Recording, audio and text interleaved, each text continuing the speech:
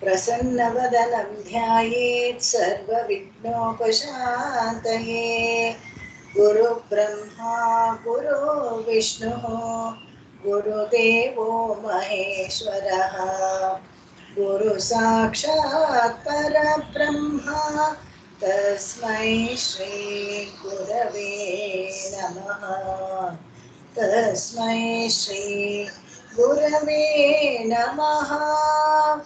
ॐ शान्ति शान्ति शान्तिः। श्रीमान् वेङ्कटनाथार्यः कवितार्किककेसरी वेदान्ताचार्यवर्यो मे सन्निधत्तां सदा हृदि। रामानुजदया पात्रं ज्ञानवैराग्यभूषणं श्रीमद्वेङ्कटनाथार्यं वन्दे वेदान्तदेशिकं। लक्ष्मीनाथसमारम्भां नाथयामुनमध्यमाम् अस्मदाचार्यपर्यन्तां वन्दे गुरुपरम्पराम्।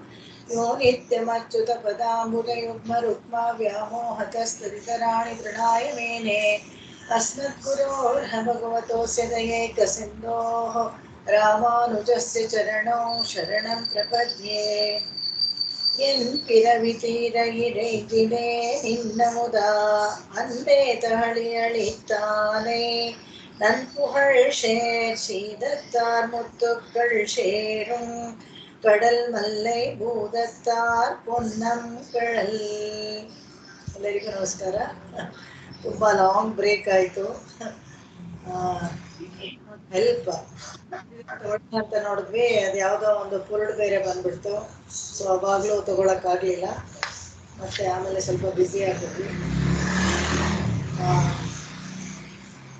ಎಲ್ಲಿಂದ ಎಲ್ಲಿವರೆಗೂ ಆಗಿತ್ತು ಅಂತ ಯಾರಾದ್ರೂ ಗುರ್ತಾಕೊಂಡಿದ್ದೀರಾ? Sabita ma'am, I think around 21 like that. 21 and then 2021. 20, okay. Okay. I'm not very sure. Around that 2021 and then. Okay. If anybody else knows, you can. ಇದರು ಮೇಡಮ್ ಅದು 4 ಆಗಿದೆ ಮೇಡಮ್. 22 4 ಇದರು ಇಲ್ಲ 4 ಅಲ್ಲ ಜಾಸ್ತಿ. 22 something like that in the 20s, ma'am. Okay, from 21 we will take 21.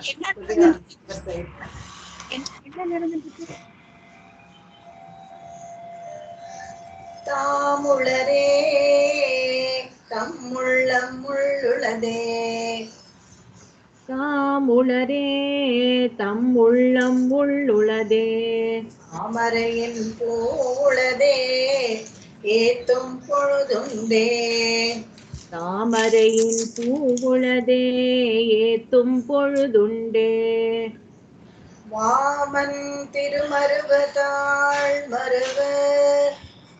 Vaman திருமருவு தாழ் மருவு. சென்னியரே செவ்வே. சென்னியரே செவ்வே. அருநரகம் சேர்வதரிது. அருநரகம் சேர்வதரிது. தாமுளரே தம்முள்ளம் முள்ளுளதே. தாமரையின் பூவுளதே ஏத்தும் பொழுதுண்டே. வாமன் திருமருவு தாழ் மருவு. சென்னியரே செவ்வே. அருநரகம் சேர்வதரிது. தாமுளரே தம்முள்ளம் உள்ளுளதே. தாமரையின் பூவுளதே ஏத்தும் பொழுது உண்டே. வாமன் திருமருவு தாழ்மருவு. சென்னியரே செவ்வே. ಅರುನರಗಂ ಸೇರ್ವದರಿದು. ತುಂಬಾ ಚೆನ್ನಾಗಿದೆ, ಸೊಗಸಾಗಿದೆ ಹಾಡು.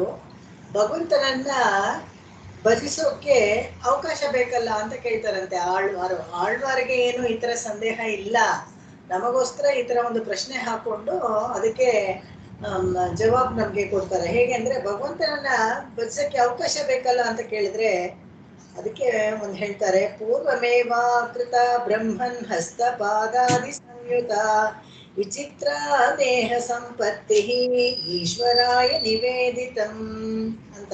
ಏನಪ್ಪಾ ಅಂದ್ರೆ ಪ್ರತಿಯೊಂದು ಕರ್ಣಕಳೆಬರಗಳು ಭಗವಂತನ ನಮಗೆ ಕೊಟ್ಟಿರೋದು.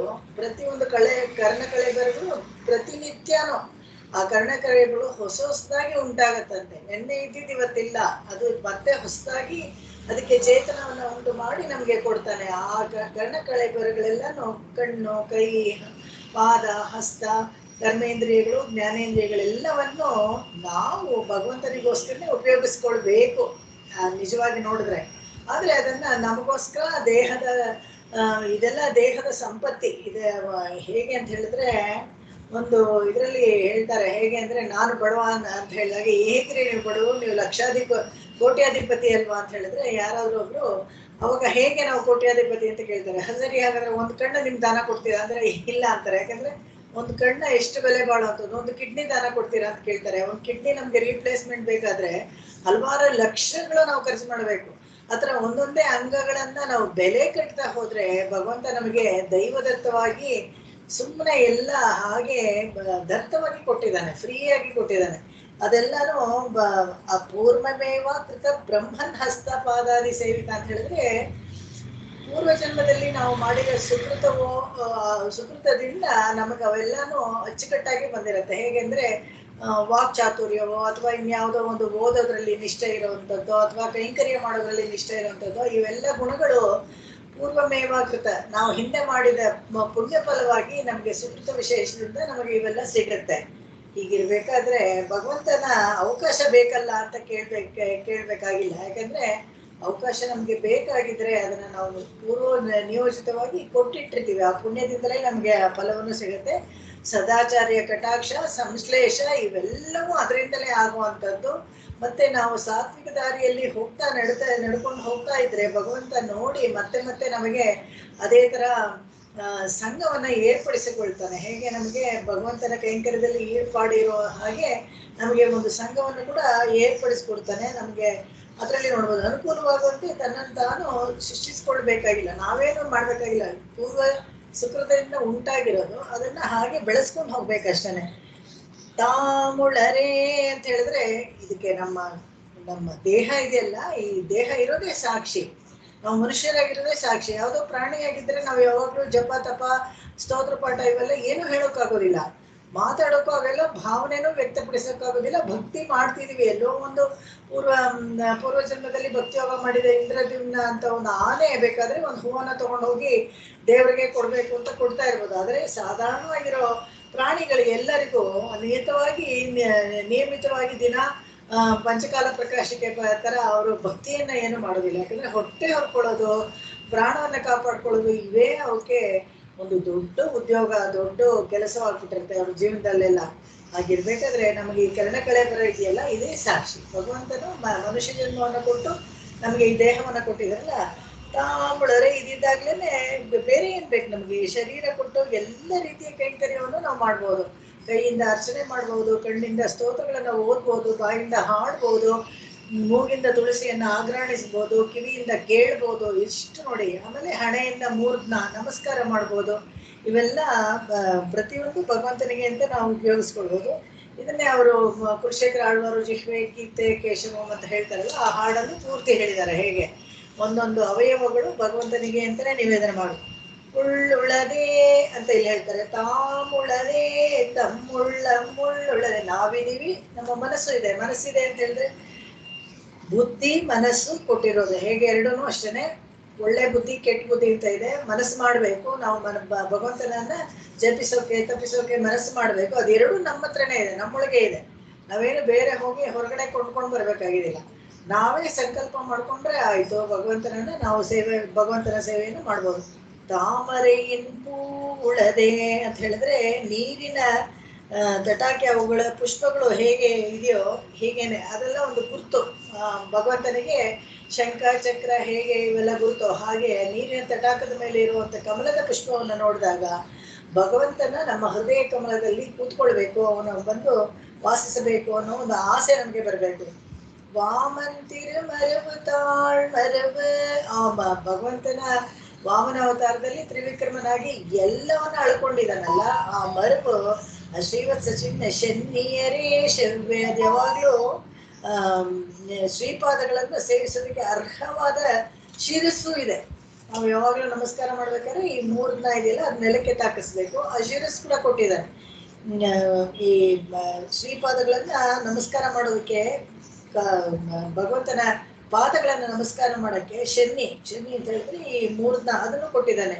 ಇವಿಷ್ಟು ಇರೋದ್ರಿಂದ ನೇರವಾಗಿ ಅದಕ್ಕೆ ಅರು ನರಕಂ ಶೇರ್ವದರಿದಿ ಇಲ್ಲೆಲ್ಲ ಇದ್ದಾಗ ಕೂಡ ಹೇಗಪ್ಪ ನರಕಕ್ಕೆ ನಾವು ಹೋಗಕ್ ಸಾಧ್ಯವೇ ಇಲ್ಲ ಅಂತ ಅರ್ಥ. ಅಂದ್ರೆ ಇಷ್ಟು ಫ್ಯಾಕಲ್ಟೀಸು, ಇಷ್ಟು ಸಾಮರ್ಥ್ಯವನ್ನು ಭಗವಂತ ತಾನಾಗೆ ನಮಗೆ ಕೊಟ್ಟಿರ್ಬೇಕಾದ್ರೆ ಇದನ್ನ ಉಪಯೋಗಿಸ್ಕೊಂಡು ನಾವು ಭಗವಂತನನ್ನ ಹೋಗಿ ಖಂಡಿತವಾಗ್ಲೂ ಸೇರ್ಬೋದು, ನರಕಕ್ಕೆ ಹೋಗುವ ಅವಶ್ಯಕತೆನೇ ಇಲ್ಲ. ಅಂದ್ರೆ ತಪ್ಪು ದಾರಿನಲ್ಲಿ ಹೋಗೋಕ್ಕೆ ಸಾಧ್ಯವೇ ಇಲ್ಲ. ನರಕ ವಾಸಲ್ ಮುಚ್ಚಿದೆ ಅಂತ. ಈ ಸ್ವರ್ಗ ವಾಸಲಲ್ಲ, ವೈಕುಂಠ ವಾಸಲ್ ತೆಗೆಯುತ್ತೆ. ಯಾವಾಗಲೂ ಭಕ್ತಿಯನ್ನ ಮಾಡಿದಾಗ ಮೋಕ್ಷವನ್ನ ಅರಸ್ತಾರೆ ಹೊರತು ಸ್ವರ್ಗ ಅಂತ ಸ್ವರ್ಗ ಆಮಿಷಗಳನ್ನ ಆಸೆ ಪಡೋರು ಮಾತ್ರ ಸ್ವರ್ಗಕ್ಕೆ ಅಮರಾವತಿಗೆ ಹೋಗಕ್ಕೆ ಇಷ್ಟಪಡ್ತಾರೆ ಹೊರತು ಮುಮುಕ್ಷಗಳೆಲ್ಲ ಮೋಕ್ಷಕ್ಕೆ ಹೋಗಕ್ಕೆ ಇಷ್ಟಪಡೋದು. ಹಾಗಿರ್ಬೇಕಾದ್ರೆ ಇದನ್ನ ಹೇಳ್ತಾರೆ. ಇದು ಸೇರ್ವದರಿದಂದ್ರೆ ಹೀಗೆಲ್ಲ ಇದ್ದಾಗ ಕೂಡ ಶರೀರ ಮತ್ತೆ ಈ ಒಂದೊಂದು ಅವಯವಗಳನ್ನು ಭಗವಂತ ಕೊಟ್ಟಿರ್ಬೇಕಾದ್ರೆ, ಬುದ್ಧಿ ಕೊಟ್ಟಿರ್ಬೇಕಾದ್ರೆ, ಶಿರಸ್ಸು ಕೊಟ್ಟಿರ್ಬೇಕಾದ್ರೆ ಮತ್ತೆ ನರಕಕ್ಕೆ ಹೋಗೋದು ಖಂಡಿತವಾಗ್ಲೂ ದುಸ್ತರ. ಅಂದ್ರೆ ಸುಲಭವಾಗಿ ಯಾರು ನರಕಕ್ಕೆ ಹೋಗ್ಬಿಡಲ್ಲ, ಖಂಡಿತವಾಗ್ಲೂ ಅವರೆಲ್ಲ ಹೋಗಿ ಒಳ್ಳೆ ದಾರಿನಲ್ಲಿ ಹೋಗಿ ಸೇರ್ತಾರೆ. ವಿಚಿತ್ರ ದೇಹ ಸಂಪತ್ತಿ ಅಂತ ಹೇಳ್ತಾರೆ. ಈ ವಿಚಿತ್ರ ದೇಹ ಸಂಪತ್ತಿ ಅಂತ ಹೇಳ್ಬೇಕಾದ್ರೆ ಈ ಯಾಕೆ ವಿಚಿತ್ರ ಅಂತ ಹೇಳಿದ್ರು ಅಂದ್ರೆ, ಯಾವ ಕೆಲಸಗಳನ್ನ ಈ ತಿರ್ಯಕಗಳು ಮಾಡಕ್ಕಾಗಲ್ಲೋ ಅದನ್ನೆಲ್ಲ ಮಾಡಕ್ಕೆ ಆಗೋ ತರ ಒಂದು ನಮಗೆ ದೇಹವನ್ನ ಸೃಷ್ಟಿ ಮಾಡಿ ಭಗವಂತ ಕೊಟ್ಟಿರ್ತಾರೆ. ಈ ಪ್ರಾಣಿಗಳು ನಿವಾಸವನ್ನ ಎಲ್ಲೋ ಒಂದ್ ಕಡೆ ಗುಹೆನೋ ಒಂದೇನೋ ಮಾಡ್ಕೊಂಡಿರ್ತಾರೆ. ಆದ್ರೆ ಯಾರೋ ಒಂದು ಅಟ್ಟಿಸ್ಕೊಂಡ್ ಬಂದ್ಬಿಟ್ಟಾಗ ಜೀವ ಭಯದಿಂದ ಇನ್ನೆಲ್ಲೋ ಹೋಗಿ ಯಾವುದೋ ಮರದ ಮೇಲೆ ಕಾಲ ಕಳೆದು ಬಿಡುತ್ತೆ. ಹಾಗೆ ಇನ್ನೆಲ್ಲೋ ಹಾಗೆ ಆಹಾರ ಹುಡ್ಕೊಂಡು ಇನ್ನೆಲ್ಲೋ ಹೋಗ್ಬಿಡುತ್ತೆ. ಬೇರೆ ಕಾಡಲ್ಲಿ ಎಲ್ಲೋ ಕಳೆದು ಹೋಗ್ಬಿಡ್ಬೋದು. ತನ್ನ ಮನೆಗೆ ವಾಪಸ್ ಬರಬೇಕು ಅಂತ ಏನಿಲ್ಲ. ಆದ್ರೆ ಆ ಥರ ಎಲ್ಲ ಏನು ಇಲ್ಲದೆ ನಾವು ನಮ್ಮ ಮನೆ, ನಮ್ಮ ದೇವ್ರ ಮನೆ ಅಂತೆಲ್ಲ ಕಟ್ಕೊಂಡು ಪ್ರತಿಯೊಂದಕ್ಕೂ ನಾವು ಭಾವನಾಪೂರ್ವಕವಾಗಿ ಸಮರ್ಪಿಸ್ಕೊಳ್ತೀವಲ್ಲ, ಆ ಸಾಮರ್ಥ್ಯವೂ ನಮಗಿದೆ. ಯಾಕಂತ ಹೇಳಿದ್ರೆ ದಿವ್ಯ ದೇಶದಲ್ಲಿ ಒಂದು ಮನೆ ಮಾಡ್ಕೊಳ್ಬೇಕು ಅಂತ ಸಂಕಲ್ಪ ಮಾಡ್ಕೊಳ್ತಾರೆ. ಆ ದಿವ್ಯ ದೇಶದಲ್ಲಿ ಒಂದು ಮನೆ ಮಾಡ್ಕೊಳ್ತೀವಿ, ಅಲ್ಲೇ ಇರಬೇಕು, ದೇವರನ್ನ ದಿನ ನಮಸ್ಕಾರ ಮಾಡಬೇಕು ಅಂತ. ಈ ಥರದ್ದೆಲ್ಲ ಇದು ವಿಚಿತ್ರ ದೇಹ ಸಂಪತ್ತಿ ನಮಗೆ. ಯಾಕಂದ್ರೆ ಮನಸ್ಸು, ಬುದ್ಧಿ, ಅವಕಾಶ, ದೇಹದಲ್ಲಿ ಒಂದು ಶಕ್ತಿ ಇದೆಲ್ಲ ಕೊಡ್ತಾನೆ. ಅದನ್ನ ಇಟ್ಕೊಂಡು ನಾವು ಅದನ್ನೆಲ್ಲ ಸಾಧಿಸ್ಕೋಬಹುದು. ಆದ್ರೆ ಈ ಪ್ರಾಣಿಗಳಿಗೆ, ತಿರ್ಯಕಗಳಿಗೆ ಈ ತರ ಎಲ್ಲ ಮಾಡಕ್ಕಾಗಲ್ಲ. ಯಾಕಂದ್ರೆ ಆಹಾರವನ್ನೇ ಹುಡ್ಕೊಂಡು ಜೀವವನ್ನ ಕಾಪಾಡ್ಕೊಂಡು ತಿರಿತಾ ಇರ್ಬೇಕು, ಓಡ್ತಾ ಇರ್ಬೇಕು ಪಾಪ ಅವುಗಳೆಲ್ಲ. ಆದ್ರೆ ಈ ತರ ಇದೆಲ್ಲ ಅನುಕೂಲವಾಗುವಂತೆ ನಮ್ಗೆ ಇರ್ಬೇಕಾದ್ರೆ ಯಾಕೆ ನಾವು ನರಕಕ್ಕೆ ಹೋಗಿ ಸೇರ್ಬೇಕು ಅಂತ ಕ್ವಶನ್ ಮಾಡ್ತಾರೆ. ಅಂದ್ರೆ ಅಗತ್ಯ ಇಲ್ಲ ಅಂತ ಅದನ್ನ ತೋರಿಸ್ಕೊಡ್ತಾರೆ.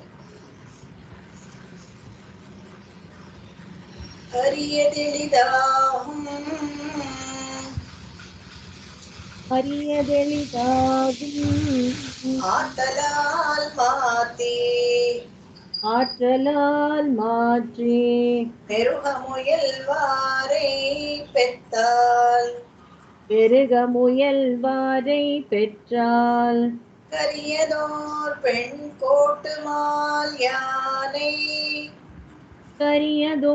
பெண் கோட்டுமால் யானை வென்று முடித்ததன்றே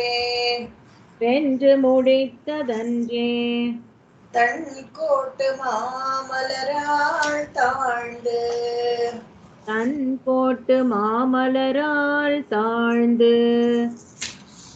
அரியதெளிதாகும்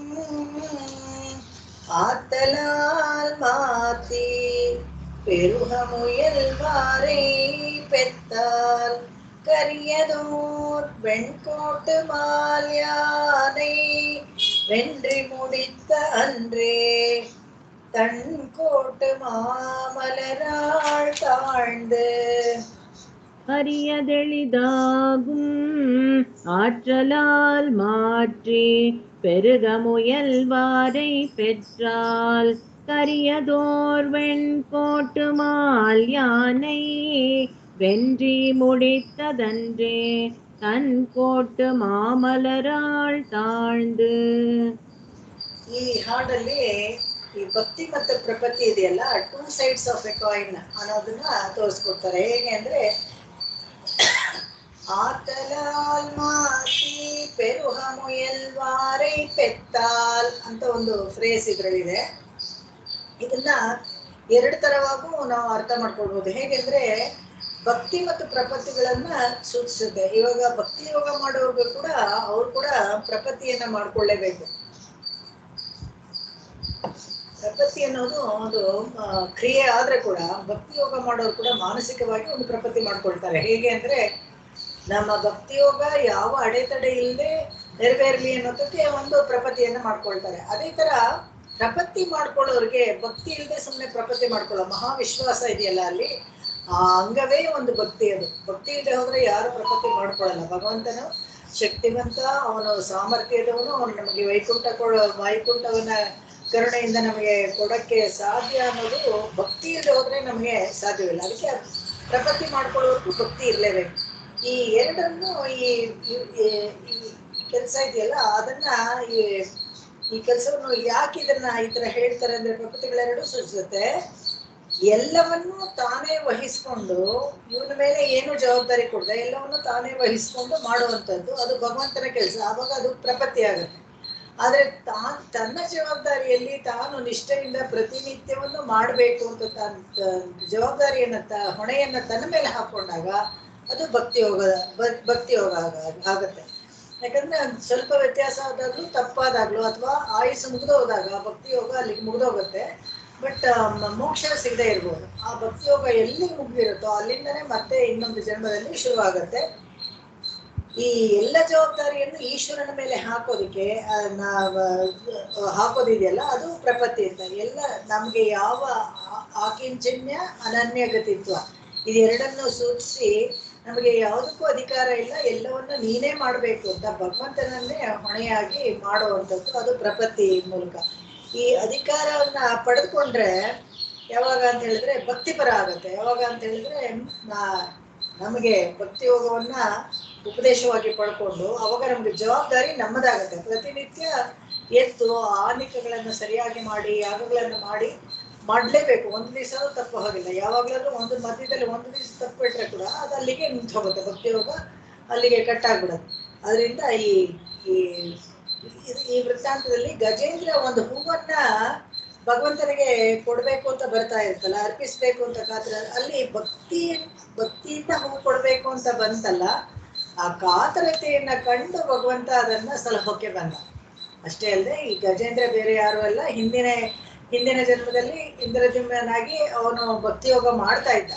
ಆದ್ರೆ ಇವಾಗ ಏನ್ ಮಾಡುತ್ತೆ, ಕೊನೆಗೆ ತನಗೆ ಯಾವಾಗ ಆಗ್ಲಿರುವ 1000 ವರ್ಷ ಅದು ಎಳೆದಾಡ್ತು, ಕಾಲು ಮೊಸಳೆ ಹಿಡ್ಕೊಂಡು ಅಂತೆಲ್ಲ ಹೇಳ್ತಾರೆ. ಆ ಥರ ಮಾಡಿದಾಗ ಈ ಕೊನೆಗೆ ಪ್ರಪತ್ತಿಯ ವಿಷಯ ಬರುತ್ತೆ ಇಲ್ಲಿ. ಹೇಗೆ ಅಂದ್ರೆ ಶರಣಾಗತಿ ಮಾಡ್ಕೊಳುತ್ತೆ. ಅಯ್ಯೋ, ಈ ಹೂವು ನಿನಗೆ ಹೇಗಾದ್ರೂ ತಲುಪಿಸ್ಬೇಕು, ನೀನೇ ನನಗೆ ಸಹಾಯ ಮಾಡಬೇಕು, ಬೇರೆ ಆದಿಮೂಲ ಅಂತ ಕರೆಯುತ್ತೆ. ಅವಾಗ ಅದು ಪ್ರಪತ್ತಿ ಆಗುತ್ತೆ. ಅವಾಗ ಈ ಪ್ರಸಾದ ಏನಾಗತ್ತೆ, ಇಲ್ಲಿ ಅರ್ಪಿಸಿ ಸೇವೆ ಮಾಡಬೇಕು ಅನ್ನೋ ಒಂದು ಮನೋಭಾವ ಅದರಿಂದ ಆಗುತ್ತೆ. ನನ್ನ ಕಾಲು ನೋವ್ತಾ ಇದೆ ಅಂತಾಗ್ಲಿ, ಇನ್ನೂ ಒಂದ್ ಕಡೆ ಹೇಳ್ತಾರೆ ಅದು ಏನೂ ಕೂಗ್ಲಿಲ್ಲ, ತನ್ನ ಹೆಣ್ಣಾನೆಗಳೆಲ್ಲ ಎಲ್ಲೋ ದೂರ ಹೊಟ್ಟೋಗಿದ್ದಾರೆ, ತಾನು ಮೊಸಳೆ ಹತ್ರ ಸಿಕ್ಕಾಕೊಂಡಿದ್ದೀನಿ ಅಂತ ಕರೀತು ಅಂತ ಹೇಳ್ತಾರೆ. ಆದ್ರೆ ಅದು ಆದಿಮೂಲ ಅಂತ ಕರೀತು ಅಂತ ಹೇಳೋದಕ್ಕೆ ಕೈಯಲ್ಲಿ ಒಂದು ಹೂವ ಇಟ್ಕೊಂಡು ಈ ಹೂವನ್ನ ಬಾಡುವುದಕ್ಕೆ ಮುಂಚೆ ಭಗವಂತನಿಗೆ ಸಮರ್ಪಿಸ್ಬೇಕು ಅನ್ನೋ ಒಂದು ಅಂತರಾಳದಲ್ಲಿ ಒಂದು ಮನೋಭಾವ ಇತ್ತಲ್ಲ, ಆ ಭಾವನೆಗೆ ಭಗವಂತ ಖುದ್ದಾಗಿ ಬಂದು ಕೃಪೆಯಿಂದ ಎಲ್ಲ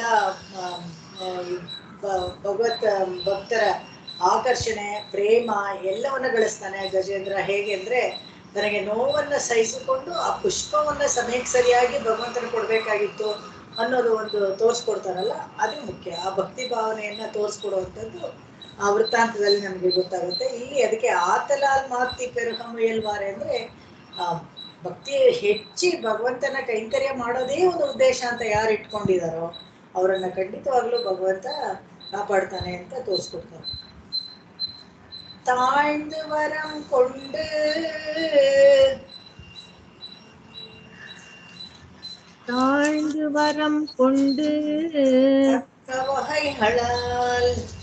தக்க வகைகளால் ஆழ்ந்து கழிவாரை வாழ்விக்கும் வாழ்ந்து கழிவாரை வாழ்விக்கும் தாழ்ந்த விலங்கனிக்கு கன்றெறிந்துவே துருவாய் தாழ்ந்த விளங்கனிக்கு கன்றெறிந்து வேற்றுருவாய் ஞாலம் அளந்தடிக்கீழ் கொண்ட அவன் ஞாலம் அளந்து அடிக்கீழ் கொண்ட அவன் தாழ்ந்து வரம் கொண்டு தக்க வகைகளால் வாழ்ந்து கழிவாரை வாழ்விக்கும் தாழ்ந்த விளங்கனிக்கு கன்றெறிந்து வேத்துருவாய் ஞாலம் அளந்து அடிக்கீழ் கொண்ட அவன்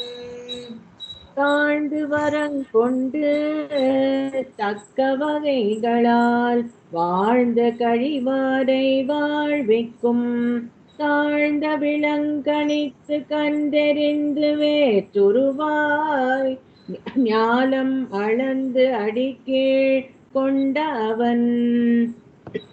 ಭಗವಂತ ಸ್ವಾಮಿಯು ತನ್ನನ್ನ ಯಾರು ಆಶ್ರಯಿಸ್ತಾರೋ ಅವರ ಪ್ರತಿಬಂಧಕಗಳನ್ನೆಲ್ಲ ಹೋಗಲಾಡಿಸ್ತಾನೆ, ಸುಲಭನಾಗ್ತಾನೆ, ಅವರಿಗೆ ಸುಲಭವಾಗಿ ಸಿಗ್ತಾನೆ, ಮತ್ತೆ ಅವರ ಪ್ರತಿಬಂಧಕಗಳನ್ನೆಲ್ಲ ಹೋಗಲಾಡಿಸ್ತಾನೆ ಅಂತ. ಈ ಕಂಸ ಇದ್ದಾನಲ್ಲ, ಕೃಷ್ಣ ಹುಟ್ಟದಾಗಿಂದ ಒಂದೊಂದು ಯೋಜನೆಯನ್ನ ಮಾಡ್ಕೊಳ್ತಾ ಇರ್ತಾನೆ. ಒಬ್ಬೊಬ್ಬರನ್ನ ಡೆಪ್ಟೇಷನ್ ತರ ಕಳಿಸಿ ಅವನನ್ನ ಕೊಲ್ಲೋಕೆ ಯೋಜನೆಯನ್ನ ಮಾಡ್ಕೊಳ್ತಿರ್ತಾನೆ. ಹಾಗಿರುವಾಗ ಯಾರು ವಾಪಸ್ ಆಗದೆ ಇರ್ಬೇಕಾದ್ರೆ ಕಾರಣವೂ ಗೊತ್ತಾಗಲ್ಲ, ಯಾರು ವಾಪಸ್ಸು ಹೋಗೋದಿಲ್ಲ ಕಂಸನಿಗೆ ರಿಪೋರ್ಟ್ ಮಾಡಕ್ಕೆ, ಅಂದ್ರೆ ಅವನಿಗೆ ಸುದ್ದಿ ವರದಿಯನ್ನ ಹೇಳಕ್ಕೂ ಹೋಗೋದಿಲ್ಲ. ಮತ್ತೆ ಕೃಷ್ಣ ಬದುಕೇ ಇರ್ತಾನೆ ಅನ್ನೋ ವಿಷಯ ಗೊತ್ತಾಗುತ್ತೆ. ಅವಾಗ ಏನ್ ಮಾಡ್ತಾನೆ, ಇಬ್ಬರನ್ನ ಒಟ್ಟಿಗೆ ಕಳಿಸ್ಬೇಕು, ಜಾಯಿಂಟ್ ವೆಂಚರ್ ತರ.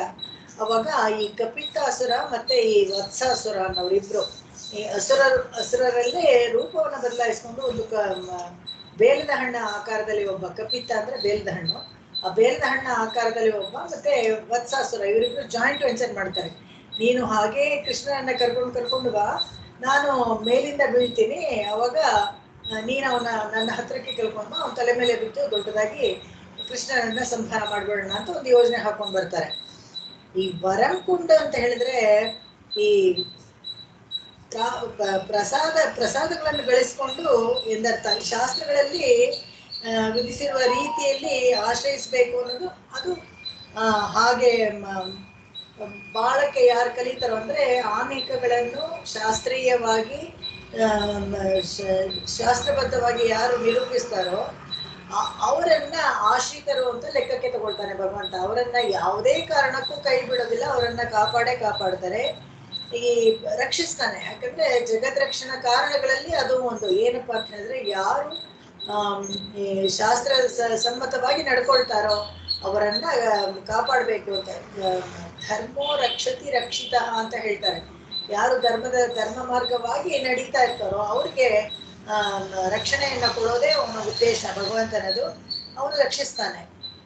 ಅಂಥವ್ರಿಗೆ ಯಾರು ಪ್ರತಿಬಂಧಕವಾಗಿರ್ತಾರೋ ಅವರನ್ನ ನಿರಸನ ಮಾಡೋದು, ಅವರನ್ನ ಕೊಲ್ಲೋದು, ಅವರನ್ನ ಶಿಕ್ಷಿಸೋದೇ ಭಗವಂತನ ಗುರಿ ಅಂತ. ಈ ರೀತಿ ಪ್ರತಿಬಂಧಕವಾಗಿರುವಂತ ಈ ಕಪಿತಾಸುರ ಮತ್ತು ಈ ವತ್ಸಾಸುರ ಇವರಿಬ್ಬರನ್ನು ಏನ್ ಮಾಡ್ತಾರೆ, ಒಬ್ರನ್ನೇ ಅಂತರಿಕ್ಷದಲ್ಲಿ ಡಿಕ್ಕಿ ಹೊಡೆದು ಸಾಯೋ ತರ ಮಾಡ್ತಾನೆ.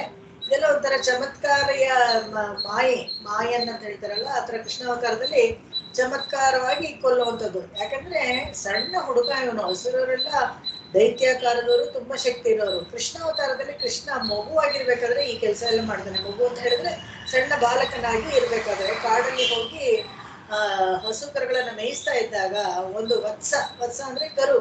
ಆ ಕರು ಹೇಗೆ ಅಂದ್ರೆ ಕಪಟವಾಗಿ ಬರುತ್ತೆ. ಕಪಟ ವೇಷ ಬಂದಾಗ ಹೇಗೆ ಅಂದ್ರೆ, ಸಾಧಾರಣವಾಗಿ ಕರುಗಳಿಗೆಲ್ಲ ಏನು ಗೊತ್ತಾಗಲ್ಲ, ತಾಯಿ ಹಿಂದೆ ಹೋಗ್ತಾ ಇರುತ್ತೆ. ಹಾಗೆ ತಾಯಿಯಲ್ಲಿ ಏನ್ ಮೇಯ್ತಾ ಇರ್ತಾಳೋ ಅದನ್ನೇ ಹುಲ್ಲನ್ನ ಮೇಯ್ತಾ ಇರುತ್ತೆ. ಆದ್ರೆ ಈ ಕರು ಹುಲ್ಲನ್ನ ಮೇಯ್ತಾ ಇರ್ಲಿಲ್ವಂತೆ. ಅಂದ್ರೆ ಕಳ್ಳ ದೃಷ್ಟಿಯಿಂದ ಆ ಕಡೆ ಈ ಕಡೆ ನೋಡ್ತಾ ಇರ್ತಾನೆ. ಇದನ್ನ ನೋಡಿದ ತಕ್ಷಣ ಗೊತ್ತಾಗೋಯ್ತು ಇದು ಮೋಸವಾದ ಕರು ಅಂತ ಕೃಷ್ಣನಿಗೆ ಗೊತ್ತಾಗತ್ತೆ. ಕೇಳಿ ಭಗವಂತ ಅವನಿಗೆ ಹೇಳ್ಬೇಕಾ, ಅದು ಗೊತ್ತಾಗುತ್ತೆ. ಹಾಗೆ ವರ್ತನೆಯಲ್ಲಿ ಕೂಡ ಗೊತ್ತಾಗತ್ತೆ ಅದು ಮೋಸವಾದ ಕರು ಅಂತ. ಸರಿ, ಅದನ್ನ ಹಿಂಬಾಲಿಸ್ಕೊಂಡು ಹೋದಾಗ ಅಲ್ಲಿ ಆ ಕಪಿತ ಹೇಗೆ ಬಂದು ಇವನ ತಲೆ ಮೇಲೆ ಬೀಳ್ಬೇಕು ಅಂತ ಇರ್ಬೇಕಾದ್ರೇನೆ ಈ ವತ್ಸನನ್ನ 4 ಕಾಲು ಸೇರಿಸಿ ಕುಣಿಕೆ ಹಿಡಿದು ಹಾಗೆ ಕಂಡ್ರು ಕುಣಿಲ ಎರಿಂದ ಕಳಲ್ ಪೋತಿ ಆಂಡಾಳ್ ಹೇಳ್ತಾರಲ್ಲ ಆ ತರ ಹಾಗೆ ಒಳ್ಳೆ ಒಯಿ ಅಂತ ಬಿಸಾಕ್ತಾನಂತೆ. ಅದು ಹೋಗಿ ಕಪ್ಪಿತ್ತ ಹಣ್ಣು ಇದೆಯಲ್ಲ ಅದು ಹಸುರನಾಗಿ ಇವನ ತಲೆ ಮೇಲೆ ಬೀಳ್ಬೇಕು ಅಂತಿರುತ್ತೆ. ಅಂತರಿಕ್ಷದಲ್ಲಿ ಮಧ್ಯದಲ್ಲಿ ಒಂದಕ್ಕೊಂದು ಡಿಕ್ಕಿ ಹೊಡೆದು ಇಬ್ರು 2 ರಾಕ್ಷಸರು ಅಲ್ಲಿ ನಿರಸನ ಆಗ್ಬಿಡ್ತಾರೆ. ಆ ದೊಡ್ಡ ರೂಪವನ್ನು ಅಳ್ಕೊಂಡ ಅಂತ ಹೇಳ್ತಾರೆ.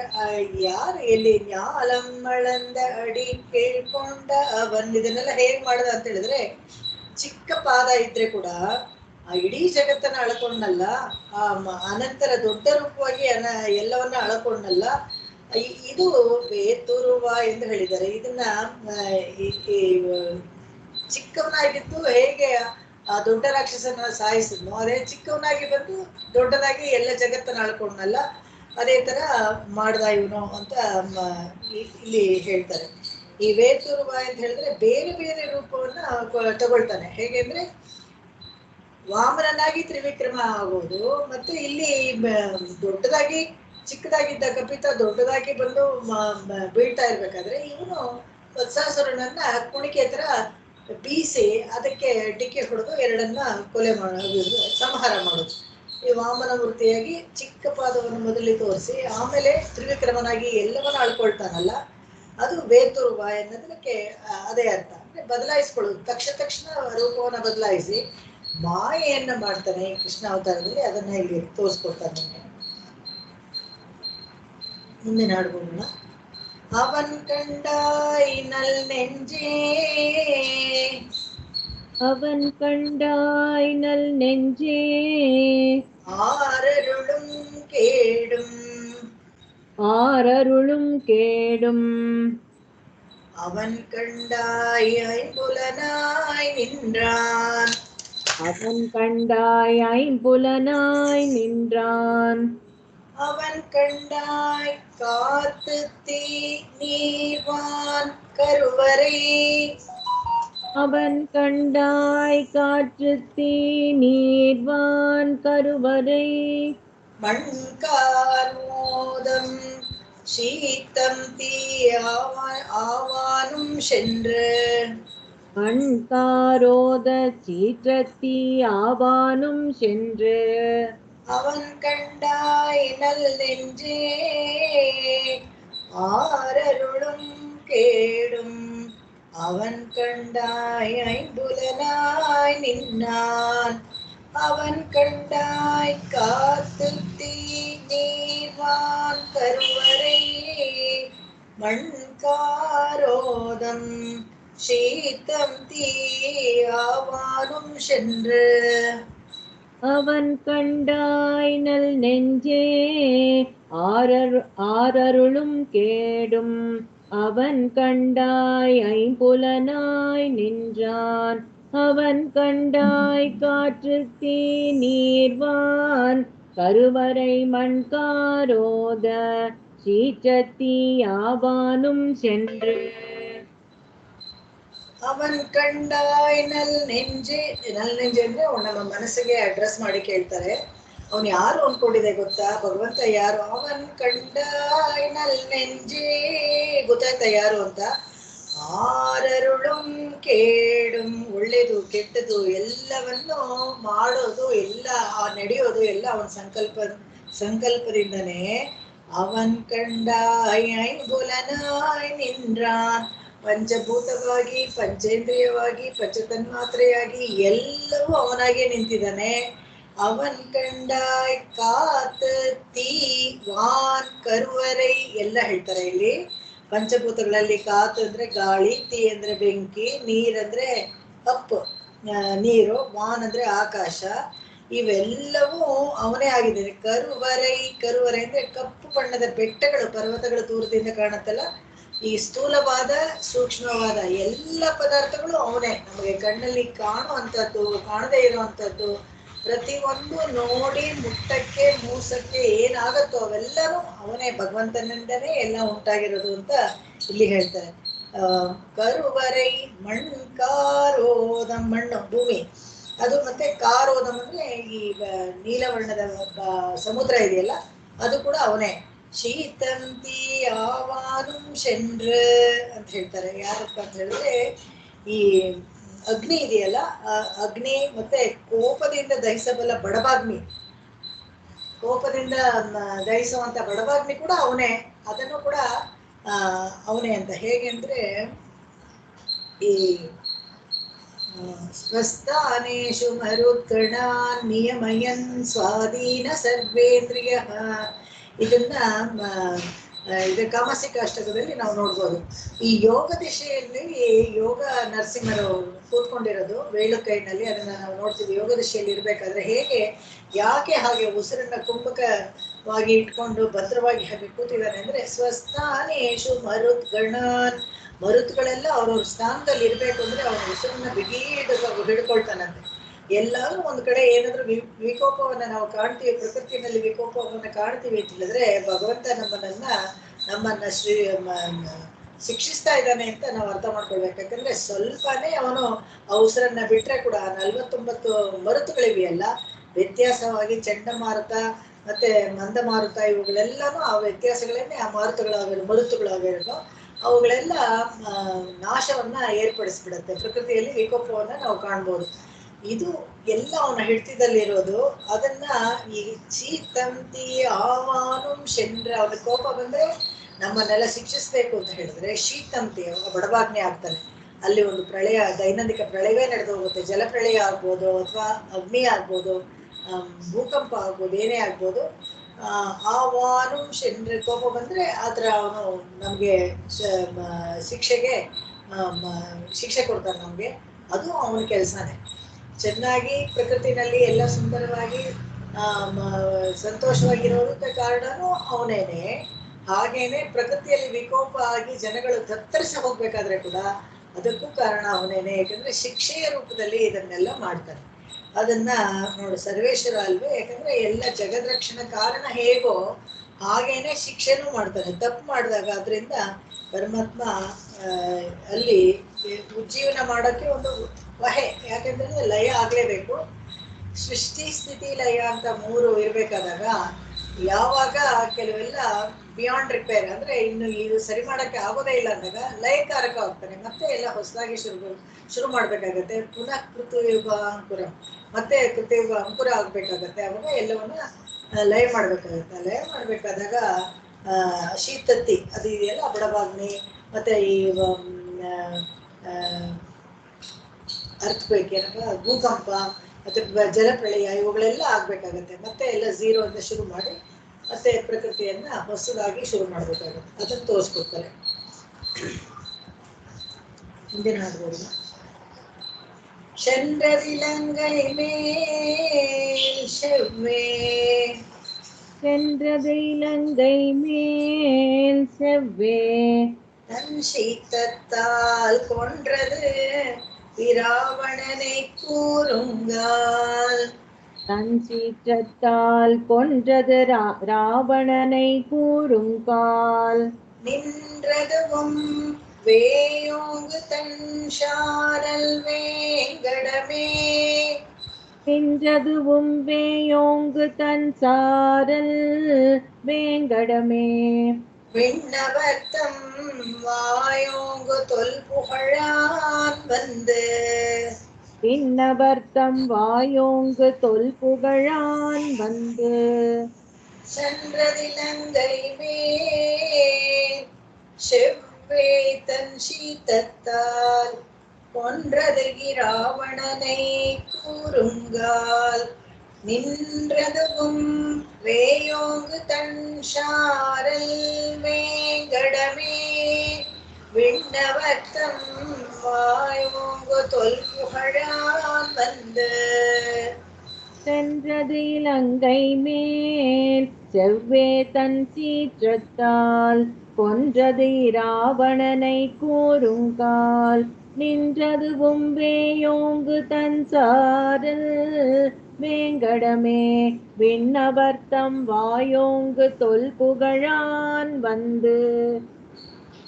சென்றதிலங்கை மேல் செவ்வே, ಇಲ್ಲ சென்றது ಇಲಂಗೈ ಅಂದ್ರೆ ಸಂಕಲ್ಪ ಮಾತ್ರದಿಂದ ಎಲ್ಲಿ ಬೇಕಾದ್ರೆ ಹೋಗಿ ಏನು ಬೇಕಾದ್ರೂ ಮಾಡೋ ಸಾಮರ್ಥ್ಯ ಇದ್ದಾದಾಗ್ಲೂ ಕೂಡ ಇವನು ಮಾತ್ರ ಕಾಲ್ನಡಿಗೆಯಲ್ಲಿ ಹೋಗುತ್ತೆ. ಷಂಡ್ರದ ಅದು ಇದು ಅಂತ ಹೇಳ್ತಾರೆ. ಹೇಗೆಂದ್ರೆ ಸೌಲಭ್ಯ, ಭಗವಂತನಲ್ಲಿ ಭಕ್ತಿ ಅಭಿನಿವೇಶ ಜಾಸ್ತಿ ಆದಾಗ ಅಲ್ಲಿ ಆ ಮರ್ಯಾದೆ ಎಲ್ಲ ಕಡಿಮೆನೆ ಆಗತ್ತೆ. ಹಾಗೆ ನೋಡಿದ್ರೆ ಅದು ಇದು ಅವನು ಇವನು ಅಂತೆಲ್ಲ ನಾವು ದೇವರನ್ನು ಹೇಳ್ತೀವಲ್ಲ, ಹೇಗೆ ನಾವು ಹೇಳಕ್ ಸಾಧ್ಯ ಅಂದ್ರೆ ಭಕ್ತಿಯಿಂದ ಹೇಳ್ತೀವಿ, ಭಕ್ತಿ ಅಭಿನಿವೇಶದಿಂದ ಹೇಳ್ತೀವಿ. ಅದೇ ತರ ಇಲ್ಲಿ ಚಂದ್ರವಿಲಂಗೈ ಮೇಲ್ ಶೆವ್ವೆ ಅಂತ ಹೇಳ್ತಾರೆ. ಹೇಗೆ ಅಂದ್ರೆ ಹೇಗೆ ಹೋಯ್ತು ಅಂತ ಹೇಳಿದ್ರೆ ತಾನಾಗೆ ಸಂಕಲ್ಪ ಆಗಿ ಇತ್ತ ಜಾಗದಲ್ಲೇ ಹೋಗಿ ರಾವಣನಿಗೆ ಒಂದು ಬಾಣವನ್ನ ಕಳಿಸ್ಬೋದಾಗಿತ್ತು. ಹೇಗೆ ಅಂತ ಹೇಳಿದ್ರೆ ಈ ಸಮುದ್ರವನ್ನ ದಾಟಬೇಕಾದ್ರೆ ಹೇಗೆ ಸಮುದ್ರ ರಾಜ ಬರ್ಲಿಲ್ವೋ, ಒಂದು ದೊಡ್ಡ ಬಾಣವನ್ನ ಎಲ್ಲಿ ಬಿಡಬೇಕು ಅಂತ ಹೇಳಿದಾಗ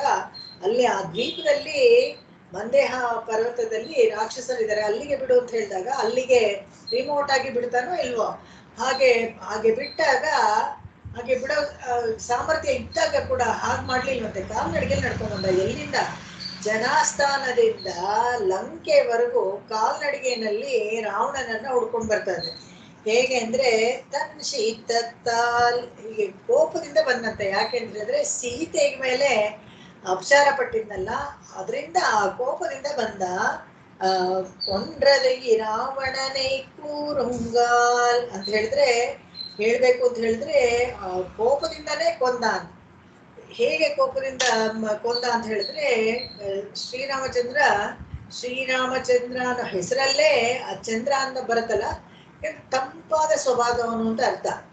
ಅವನು ಸೂರ್ಯವಂಶಿ ಆಗಿದ್ರೆ ಕೂಡ ಯಾಕೆ ರಾಮಚಂದ್ರ ಅಂತ ಅವನನ್ನ ಕರೀತಾರೆ ಅಂತ ಹೇಳಿದ್ರೆ ಅವನ ಸ್ವಭಾವವೇ ಶಾಂತ ಸ್ವರೂಪ, ಶಾಂತ ಸ್ವಭಾವ, ತಣ್ಣಗೆ ಇರುವಂತವನು. ಹಾಗಿರ್ಬೇಕಾದ್ರೆ ಯುದ್ಧ ಮಾಡ್ತಾ ಇದ್ದಾಗ್ಲೂ ಅಷ್ಟೇನೆ ಏನು ಅಂತ ಬಿರುಸಾಗಿ ಏನು ಯುದ್ಧ ಮಾಡ್ತಾ ಇರ್ಲಿಲ್ವಂತೆ. ಯಾಕೆ ಯಾವ ಬಾಣನು ತನ್ನ ಮೇಲೆ ಬೀಳ್ತಾ ಇಲ್ಲ ಅಂತ ನೋಡಿದಾಗ ಅವಾಗ ಸ್ವಲ್ಪನೇ ಕೆಳಗಡೆ ಬಗ್ಗೆ ನೋಡಿದಾಗ ಎಲ್ಲ ಬಾಣಗಳು ಹನುಮಂತ ತಗೊಳ್ತಾ ಇದ್ದಾನೆ ಅಂತ ಆಯ್ತು. ಯಾಕಂದ್ರೆ ಇವನು ಹನುಮಂತನ ಹೆಗಲ ಮೇಲೆ ಕೂತ್ಕೊಂಡಿರ್ತಾನೆ, ಯಾವ ತೇರು ಇರೋದಿಲ್ಲ. 1.5 ದಿವಸ 3 ದಿವಸ ಕಾಲ ಯುದ್ಧ ಆಯ್ತು ಅಂತ ಹೇಳ್ತಾರೆ. ಅದರಲ್ಲಿ 1.5 ದಿವಸ ಕಾಲ ತೇರೇ ಇರ್ಲಿಲ್ಲ. ಆಮೇಲೆ ಅಗಸ್ತ್ಯರು ಬಂದು ಬೈದಾಗ ಮಾತಲಿ ಹೋಗಿ ತನ್ನ ಇಂದ್ರ ಕಳಿಸ್ತಾನೆ, ಮಾತಲಿ ತನ್ನ ತೇರನ್ನ ಕಳಿಸ್ತಾನೆ. ಮಾತಲಿ ತೇನ್ ಮುನ್ಬು ಕೊಳ್ಳ ಮಾಯ ನಿರಾವಣನ್ ಶರಮಾರಿ ಅತ್ತತ್ತು ತಲೆ ವೀಳ ಅಂತ ಹೇಳ್ತಾರೆ. ಹೇಗೆ ಮಾತಲಿ ತೇರು ಬಂದ ಮೇಲೆನೆ ಆಮೇಲೆ ಕೋಪದಿಂದ ಬಿಡೋದು. ಅದುವರೆಗೂ ಏನಾಗ್ತದೆ, ಈ ಹನುಮಂತನ ಹೆಗಲ ಮೇಲೆ ಕೂತ್ಕೊಂಡಿರ್ತಾನಲ್ಲ, ಕೆಳಗಡೆ ಸ್ವಲ್ಪನೇ ಬಗ್ಗೆ ನೋಡ್ತಾನೆ ರಣಮಯ ಆಗ್ಬಿಟ್ಟಿರುತ್ತೆ ಹನುಮಂತನ ದೇಹವೆಲ್ಲಾನು. ಒಂದು ಒಳ್ಳೆ ಸಾಲ ವೃಕ್ಷದ ತರ ಪುಷ್ಪಿಸಿದ ಸಾಲ ವೃಕ್ಷದ ತರ ಇತ್ತು ಅಂತ ಹೇಳ್ತಾರೆ. ದೊಡ್ಡ ದೊಡ್ಡ ಕೆಂಪು ಹೂ ಬಿಡತ್ತಲ್ಲ ಇದ್ರಲ್ಲಿ ಕಾಡುಗಳಲ್ಲಿ ದೊಡ್ಡ ವೃಕ್ಷ, ಆ ತರ ಇದ್ದ ಇವನು ಅಂತ. ಅದನ್ನ ನೋಡಿ ನನ್ನ ಆಶ್ರಿತನಿಗೆ ಒಂದು ಕಷ್ಟ ಅಂತ ಬಂದಾಗ ಭಗವಂತನಿಗೆ ತುಂಬಾ ಸಿಟ್ಟು ಬರುತ್ತೆ. ಅದನ್ನ ನೋಡಿದಾಗೆ ಇದನ್ನು ಹೇಳ್ತಿರುವಾಗ ಕೂರುಂಗಾಲ್ ಅಂತ ಹೇಳಿದ್ರೆ ಸಂಹರಿಸಿದ್ರು. ಹೇಗೆ ಅಂದ್ರೆ ಕೋಪ ಬರೆಸ್ಕೊಳ್ತಾನಂತೆ. ಕೋಪ ಬಂದು ರಾವಣನ 10 ತಲೆಯನ್ನು ಒಂದು ಗೊಂಚಲಲ್ಲಿ ಹತ್ತಿರವರ ಕತ್ತಲೆ 10 ಕೊತ್ತೆನ ಉದಿತ್ತ ತಿರಲು ವೇದಾಂತ ದೇಶಿಕರು ಕೂಡ ಅವರ ಪ್ರಬಂಧದಲ್ಲಿ ಹೇಳ್ತಾರೆ. ಆ ರಾಕ್ಷಸನ ತಲೆ ಗೊಂಚಲಿದೆಯಲ್ಲ, ಒಂದು ಗೊಂಚಲ ತರ ಒಂದೇ ಸತಿಗೆ ಒಂದೇ ಬಾಣಕ್ಕೆ ಹೊಡೆದು ಹಾಕ್ಬಿಡ್ತಾನೆ. ಯಾವಾಗ ಅಂತ ಹೇಳಿದ್ರೆ ಕೋಪ ಬಂದಾಗ ಕೋಪ ಬರೆಸ್ಕೊಳ್ತಾನೆ. ಅದಕ್ಕೆ ಶೀತತ್ತಾಲ್ ಕೊಂಡ್ರದು ಈ ರಾವಣ. ಶೀತತ್ತಾಲ್ ಕೊಂಡ್ರದು ಅಂತ ಹೇಳಿದ್ರೆ ತನ್ನ ಆಶ್ರಿತರಲ್ಲಿ ಅಪಚಾರ ಪಟ್ಟಿದ್ದಕ್ಕೋಸ್ಕರ ಕೋಪ ಬಂತೆ ಹೊರತು ಇಲ್ಲೇ ಹೋದ್ರೆ ಅವನು ಸಾಧಾರಣವಾಗಿ ಹಾಗೆ ಯುದ್ಧ ಮಾಡ್ತಾನೆ ಇದ್ದ. ನಿಂದದ ಒಮ್ಮೆ ಆದ್ರೆ ಇಷ್ಟೆಲ್ಲ ಮಾಡಿ ರಾಮಾವತಾರ ಮಾಡಿ ತಣ್ಣಗೆ ಇರೋ ಈ ಬಿದಿರು ಬೆಳೆ ತೋಟ ತರ ಇದೆಯಲ್ಲ, ಯಾವುದು ತಿರುವೇಂಗಡ ಬಿದಿರು ಕಾಡಿದೆಯಲ್ಲ, ಅಲ್ಲಿ ತಣ್ಸಾರಲ್ ಅಲ್ಲಲ್ಲೇ ಅರುವಿಗಳು ಎಲ್ಲ ಝರಿಗಳು ಎಲ್ಲ ತುಂಬಾ ಇರುವಂತ ತಣ್ಸಾರಲ್ ತಣ್ಣಗೆ ಇರುವಂತ ತಿರುವೇಂಗಡಮನಲ್ಲಿ ಬಂದು ನಿಂತ್ಕೊಳ್ತಾನಂತೆ. ಸ್ಥಿರವಾಗಿ ವಾಸ ಮಾಡ್ತಾ ಇರುತ್ತದೆ. ಯಾಕೆ ಅಂತ ಹೇಳಿದ್ರೆ ವಿಣ್ಣವರ್ತಂ ವಾಯೋಂಗು ತೊಲ್ಪುಹಳಾನ್ ಬಂದು ಆ ನಿತ್ಯ ಸೂರ್ಯಗಳು ಯಾವಾಗಲೂ ಭಗವಂತ ಸಿಗ್ತಾನೆ ಇದು ಮಾಡ್ತಾರೆ. ಆದ್ರೆ ದೇವತೆಗಳಿಗೆಲ್ಲ ಸುಲಭವಾಗಿ ಏನು ಸಿಗೋದಿಲ್ಲ. ಅವರೆಲ್ಲಾನು ಸುಲಭವಾಗಿ ಬಂದು ಭೂಮಿಗೆ ಬಂದು ಪ್ರಾರ್ಥನೆ ಮಾಡಬೇಕು ಆಗಿಲ್ಲ. ಅದಕ್ಕೆ ಮಧ್ಯದಲ್ಲಿ ಒಂದು ಬೆಟ್ಟದ ಮೇಲೆ ನಿಂತ್ಕೊಳ್ತಾನಂತೆ. ವಿಣ್ಣವರ್ತಂ ವಾಯೋಂಗು ತೊಲ್ಪುಹಳಾನ್ ಬಂದು ತಂಪಾಗಿ ಯಾವಾಗ್ಲೂ ಬಂದು ಅವರು ಸ್ತೋತ್ರ ಮಾಡಕ್ಕೆ ಸುಲಭವಾಗಿ ಬೆಟ್ಟದ ಮೇಲೆ ತುದಿಯಲ್ಲಿ ಬಂದು ನಿಂತ್ಕೊಳ್ತಾನಂತೆ ಸದಾ. ದೇವತೆಗಳು ಬಂದು ಅಲ್ಲಿ ನಮಸ್ಕಾರ ಮಾಡ್ಬೋದು, ಭೂಮಿನಲ್ಲಿರೋರು ಹೋಗಿ ಅಲ್ಲಿ ನಮಸ್ಕಾರ ಮಾಡ್ಬೋದು. ಮಧ್ಯದಲ್ಲಿ ಒಂದು ಅವಕಾಶ ಮಾಡಿಕೊಟ್ಟು ಅಲ್ಲಿ ಸುಲಭವಾಗಿ ನಿಂತ್ಕೊಳ್ತಾರೆ ಎಲ್ಲರೂ ಹಾಡಕ್ಕೆ. ಇದನ್ನ ಹೇಳ್ತಾರೆ. ಪ್ರತಿ ವಿರೋಧಿಗಳು ಹೋಗಲಾಡಿಸೋದಕ್ಕೆ ಸ್ವಾಮಿ ವೆಂಕಟಾದ್ರಿಯಲ್ಲಿ ಬಂದು ನಿಂತ್ಕೊಂಡು ಸ್ಥಿರವಾಸ ಮಾಡ್ತಾ ಇದ್ದಾನೆ ಅಂತ. ಇದು ಅವನು ಕೇವಲ ಅವನ ಕೃಪೆಯಿಂದಾನೆ ಒಂದು ಅವತಾರ ಮಾಡಿ ಹೊರಟೋಗ್ಬಿಡ್ಬೋದಾಗಿತ್ತು. ತಿರ್ಗಾಲಿ ವೆಂಕಟಾದ್ರಿಯಲ್ಲಿ ಬಂದು ನಿಂತ್ಕೊಳ್ಬೇಕು ಅಂತ ಏನಿಲ್ಲ. ಕಲಿಯುಗದ ಕೊನೆಯವರೆಗೂ ಇಲ್ಲಿರೋರ್ಗೆಲ್ಲರೂ ಅನುಗ್ರಹ ಮಾಡಕ್ಕೆ ವೆಂಕಟಾದ್ರಿಯಲ್ಲಿ ನಿಂತೇ ಇದ್ದಾನಲ್ಲ, ಅರ್ಚಾರೂಪಿಯಾಗಿ ನಿಂತ್ಕೊಳ್ಬೇಕು ಅಂತ ಏನಿಲ್ಲ. ಆದ್ರೆ ನಿಂತ್ಕೊಂಡ, ಯಾಕಂದ್ರೆ ಉಪಕಾರಕ, ಅವನು ಉಪಕಾರ ಮಾಡೋನು, ಪಿರಾನ್ ಅಂತ ಅದಕ್ಕೆ ಹೇಳುದು ಭಗವಂತನಿಗೆ. ಅದನ್ನ ಹೇಳಿ ಮುಂದಿನ ಹಾಡು ಹೋಗೋಣ. ವಂದಿತ್ತವನೈ ವಂದಿತ್ತವನೈ ವೈ ನಿன்ற ஐம்பூதம் வழி நின்ற ஐம்பூதம் ஐந்தும் மகத்தடக்கியார்வமாய் ஐந்தும் மகத்தடக்கியார்வமாய் முந்திப்படி அமரர் வேலையான் பண்டு உந்திப்படி அமரர் வேலையான் பண்டு அமரர்க்கு இந்த படி அமரர் வாழும் பதி அமரர்க்கு இந்த படி அமரர் வாழும் பதி வந்தித்தவனை வழி நின்ற ஐம்பூதம் ஐந்தும் மகத்தடக்கியார்வமாய் உந்திப்படி அமரர் வேலையான் பண்டு அமரர்க்கு இந்த படி அமரர் வாழும் பதி.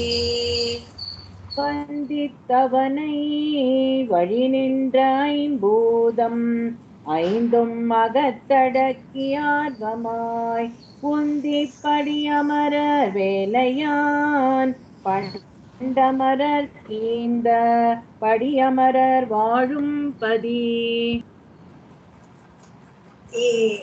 ಇಲ್ಲಿ ಒಂದು ವಿಶೇಷವಾದ ಅರ್ಥವನ್ನ ತೋರಿಸ್ಕೊಡ್ತಾರೆ. ಈ ತಿರುವೇಂಕಡಮಲ್ಲಿ ಯಾರ್ಯಾರು ಭಗವಂತನನ್ನ ಆಶ್ರಯಿಸ್ತಾರೋ, ಯಾರ್ಯಾರು ಕೈಂಕರ್ಯ ಮಾಡ್ತಾರೋ ಅವರೆಲ್ಲರೂ ನಿತ್ಯ ಸೂರ್ಯಗಳಿಗೆ ಸಮನಾದವರು ಅಂತ ಗುರುತಿಸ್ಕೊಡ್ತಾರೆ ಇಲ್ಲಿ. ವಂದಿತ್ತ ಇವರೆಲ್ಲ ಹೇಗೆ ಇದು ಸಾಧ್ಯವಾಯ್ತು ಅವ್ರಿಗೆ ಅಂದ್ರೆ, ವಂದಿತ್ತವನೇ ಅವನಿಗೆ ಕೈಂಕರ್ಯ ಮಾಡ್ಬೇಕಾದ್ರೆ ವೈ ನಿಂದ್ರ ಐಂಬೂದಂ ಅಡ್ಡವಾಗಿರತ್ತಲ್ಲ, ಕೈಂಕರ್ಯ ಮಾಡಕ್ಕೆ ಅಡ್ಡವಾಗಿರುವಂತ ಪಂಚೇಂದ್ರಿಯಗಳ ಕಾಟ ಇವೆಲ್ಲ ಇರುತ್ತಲ್ಲ, ಅವನ್ನೆಲ್ಲ ಅಡಕಿ ಅದನ್ನೆಲ್ಲ ನಿಗ್ರಹ ಮಾಡಿ, ಪಂಚೇಂದ್ರಿಯಗಳನ್ನ ನಿಗ್ರಹ ಮಾಡಿ ಐದು ಮಹತ್ತಡಕ್ಕಿ ಮನಸ್ಸಿನಲ್ಲಿ ಹತೋಟಿಗೆ ಇಟ್ಕೊಂಡು ಮಾಡ್ತಾರಲ್ಲ, ಆರ್ವಮಾಯಿ ಭಗವಂತನನ್ನ ಭಕ್ತಿಯಿಂದ ಮನಸಾರೆ ಯಾರು ಕೈಂಕರ್ಯ ಮಾಡ್ಬೇಕು ಅಂತ ಇರ್ತಾರಲ್ಲ ಅವರು ಉಂದಿಪ್ಪಡಿ ಅಮರರ್ ವೇಲೆಯಾನ್ ಪಂಡ. ಹೇಗೆ ಅಂದ್ರೆ ಇದೇ ವೆಂಕಟಾದ್ರಿಯಲ್ಲಿ ಅಮರರಿದಾರಲ್ಲ ಯಾರು ದೇವತೆಗಳೆಲ್ಲಾನು ನೂಕುನುಗ್ಲಂತೆ. ಹಾಗೆ ನಾವು ಇವಾಗ ಹೇಗೆ ಮನುಷ್ಯರು ಕ್ಯೂನಲ್ಲಿ ನಿಂತ್ಕೊಂಡು 5-5 ಗಂಟೆ ಕಾಲ ನೂಕಿಸ್ಕೊಂಡು ಯಾರು ತಳ್ತಾರೆ ಅಂತ ಹಿಂದೆ ಇರೋರಿಗೆಲ್ಲ ಬೈದು ಮುಂದೆ ನಾವು ಇನ್ನು ಕೆಲವ್ರನ್ನ ತುಳ್ಕೊಂಡು ತಿರುಪತಿಯಲ್ಲಿ ಸೇವೆ ನಾವು ಮಾಡ್ತೀವಲ್ಲ, ಅದೇ ತರ ದೇವತೆಗಳು ಕೂಡ ಹಾಗೆ ನಾವಾದ್ರೆ ಇಷ್ಟೇ ಜನ, ಅವರು 33 ಕೋಟಿ ಜನ ನೋಡಿ, ಇನ್ನೂ ಎಷ್ಟು ನಂಬರ್ ಜಾಸ್ತಿ. ಅವರು ಕೂಡ ಒಂದಿಪ್ಪಡಿ ಅಮರರ್, ಅವರು ಒಬ್ರ ಮೇಲೆ ಒಬ್ರು ಬಿತ್ಕೊಂಡು ಬರ್ತಾ ಇದ್ರಂತೆ. ಯಾರನ್ನ ಅಂದ್ರೆ ವೇಲೆಯಾನ್ ಪಂಡ, ಇದೇ ತಿರುವೇಂಕಟಮುಡಿಯನ್ನ ವೇಲೆಯಾನ್ ಪಂಡ್ ಅಂತ ಹೇಳಿದ್ರೆ ಹಿಂದೆ ಕ್ಷೀರಾಬ್ದಿಯಲ್ಲಿ ಮಲ್ಕೊಂಡಿದ್ನಲ್ಲ ವ್ಯೂಹ ವಾಸುದೇವ, ಅವನೇ ಇವನು. ಅದಕ್ಕೆ ಅವನ ನಮಸ್ಕಾರ ಮಾಡೋಕೆ ಇಲ್ಲಿ ಅವರು ನೂಕು ಮಾಡ್ಕೊಂಡು ಬರ್ತಾರಂತೆ. ಯಾಕಂದ್ರೆ ಕ್ಷೀರಸಾಗರದಲ್ಲಿ ಕೂಡ ಆ ವ್ಯೂಹ ಕೂಡ ಕೆಲವು ಸತಿ ಕಣ್ಣಿಗೆ ಬೀಳೋದಿಲ್ವಂತೆ. ಕ್ಷೀರಾಬ್ದಿ ಪ್ರಕೃತಿ ಮಂಡಲದಲ್ಲೇ ಎಲ್ಲೋ ಇದೆ, ಆದ್ರೆ ನಾವು ಯಾವತ್ತಾರ ನೋಡಿದೀವ? ಇಲ್ಲ. ಅದು ಸುಲಭವಾಗಿ ಕಣ್ಣಿಗೆ ಏನು ಕಾಣಿಸೋದಿಲ್ಲ, ಎಲ್ಲಕ್ಕೂ ಏನು ಸಿಗೋದಿಲ್ಲ. ಆ ತರ ವ್ಯೂಹದಲ್ಲಿ ಹೋಗಿ ನಿಂತ್ಕೊಂಡು ಉಳಿದವರು ಸ್ತೋತ್ರ ಮಾಡ್ತಾ ಇದ್ರೆ ಯಾವಾಗ್ಲೂ ಒಂದು ಶಬ್ದ ಮೂಹ ಅಂತ ಕೇಳತ್ತೆ. ಹಾಗಿರ್ಬೇಕಾದ್ರೆ ಇಲ್ಲಿ ಸಾಕ್ಷಾತ್ ವೆಂಕಟಾದ್ರಿಯಲ್ಲಿ ಅರ್ಚಾರೂಪಿಯಾಗಿ ಸುಲಭವಾಗಿ ನಿಂತ್ಕೊಂಡಿದಾರಲ್ಲ, ಇವನ ಸೇವೆ ಮಾಡೋದು ಸುಲಭ ಅಂತ ಹೇಳಿ ಅವರುಗಳು ಎಲ್ಲ ದುಂಬಾಲ್ ಬಿತ್ಕೊಂಡು ಒಬ್ರ ಮೇಲೆ ಒಬ್ರು ನೂಕು ಮಾಡ್ಕೊಂಡು ಬರ್ತಾರಂತೆ. ಅಮರರ್ ಕೀಂದ ಪಡಿ ಅಮರರ್ ವಾಳುಂ ಪದಿ. ಹಾಗೆ ಈ ಎಲ್ಲ ಅಮರರ್ಕಿಯಿಂದ ಅಂತ ಹೇಳಿದ್ರೆ ನಿತ್ಯ ಸೂರಿಗಳಿಗೆ ಯಾವ ತರ ಸೇವೆ ಸಿಗ್ತಾ ಇತ್ತು, ಅದೇ ತರ ಇಲ್ಲಿ ತಿರುಪತಿನಲ್ಲಿ ಇರುವಂತ ಶ್ರೀ ವೈಷ್ಣವರು ಕೂಡ ಯಾವ ನಿತ್ಯ ಸೂರಿಗಳಿಗೂ ಏನು ಕಡಿಮೆ ಇಲ್ಲ ಅಂತ ಇಲ್ಲಿ ಹೇಳ್ತಾರೆ. ಸ್ಥಾನ ಪವಿತ್ರ, ಅಂತ ಸ್ಥಾನ ಅಂತ ಕ್ಷೇತ್ರ ವೆಂಕಟಾದ್ರಿ ಪವಿತ್ರವಾದದ್ದು, ಅದನ್ನ ಇಲ್ಲಿ ಹೇಳ್ತಾರೆ. ದೇವತೆಗಳಂತಿರೋ ಈ ಶ್ರೀ ವೈಷ್ಣವರು, ಒಬ್ಬೊಬ್ರು ಶ್ರೀ ವೈಷ್ಣವರು ದೇವತೆಗಳ ತರ ಇದಾರಂತೆ, ಬ್ರಹ್ಮ ತರ ತೇಜಸ್ವಿಯಾಗಿ ಕಾಣಿಸ್ತಾರಂತೆ ಒಬ್ಬೊಬ್ರು. ಅದನ್ನ ಹೇಳ್ತಾರೆ, ಸುಖವಾಗಿ ನಿತ್ಯವಾಸ ಮಾಡ್ತಾ ಇದ್ದಾರೆ ಅಂತ. ಇದಕ್ಕೆ ಕಾರಣ ಯಾರಪ್ಪ ಅಂತ ಹೇಳಿದ್ರೆ, ಕೃಪೆಯಿಂದ ಭಗವಂತ ಅಲ್ಲಿ ನಿತ್ಯವಾಸ ಮಾಡೋದೇ ಕಾರಣ, ಬೇರೆ ಏನಿಲ್ಲ. ಮುಂದಿನ ಹಾಡು ಹೋಗೋಣ.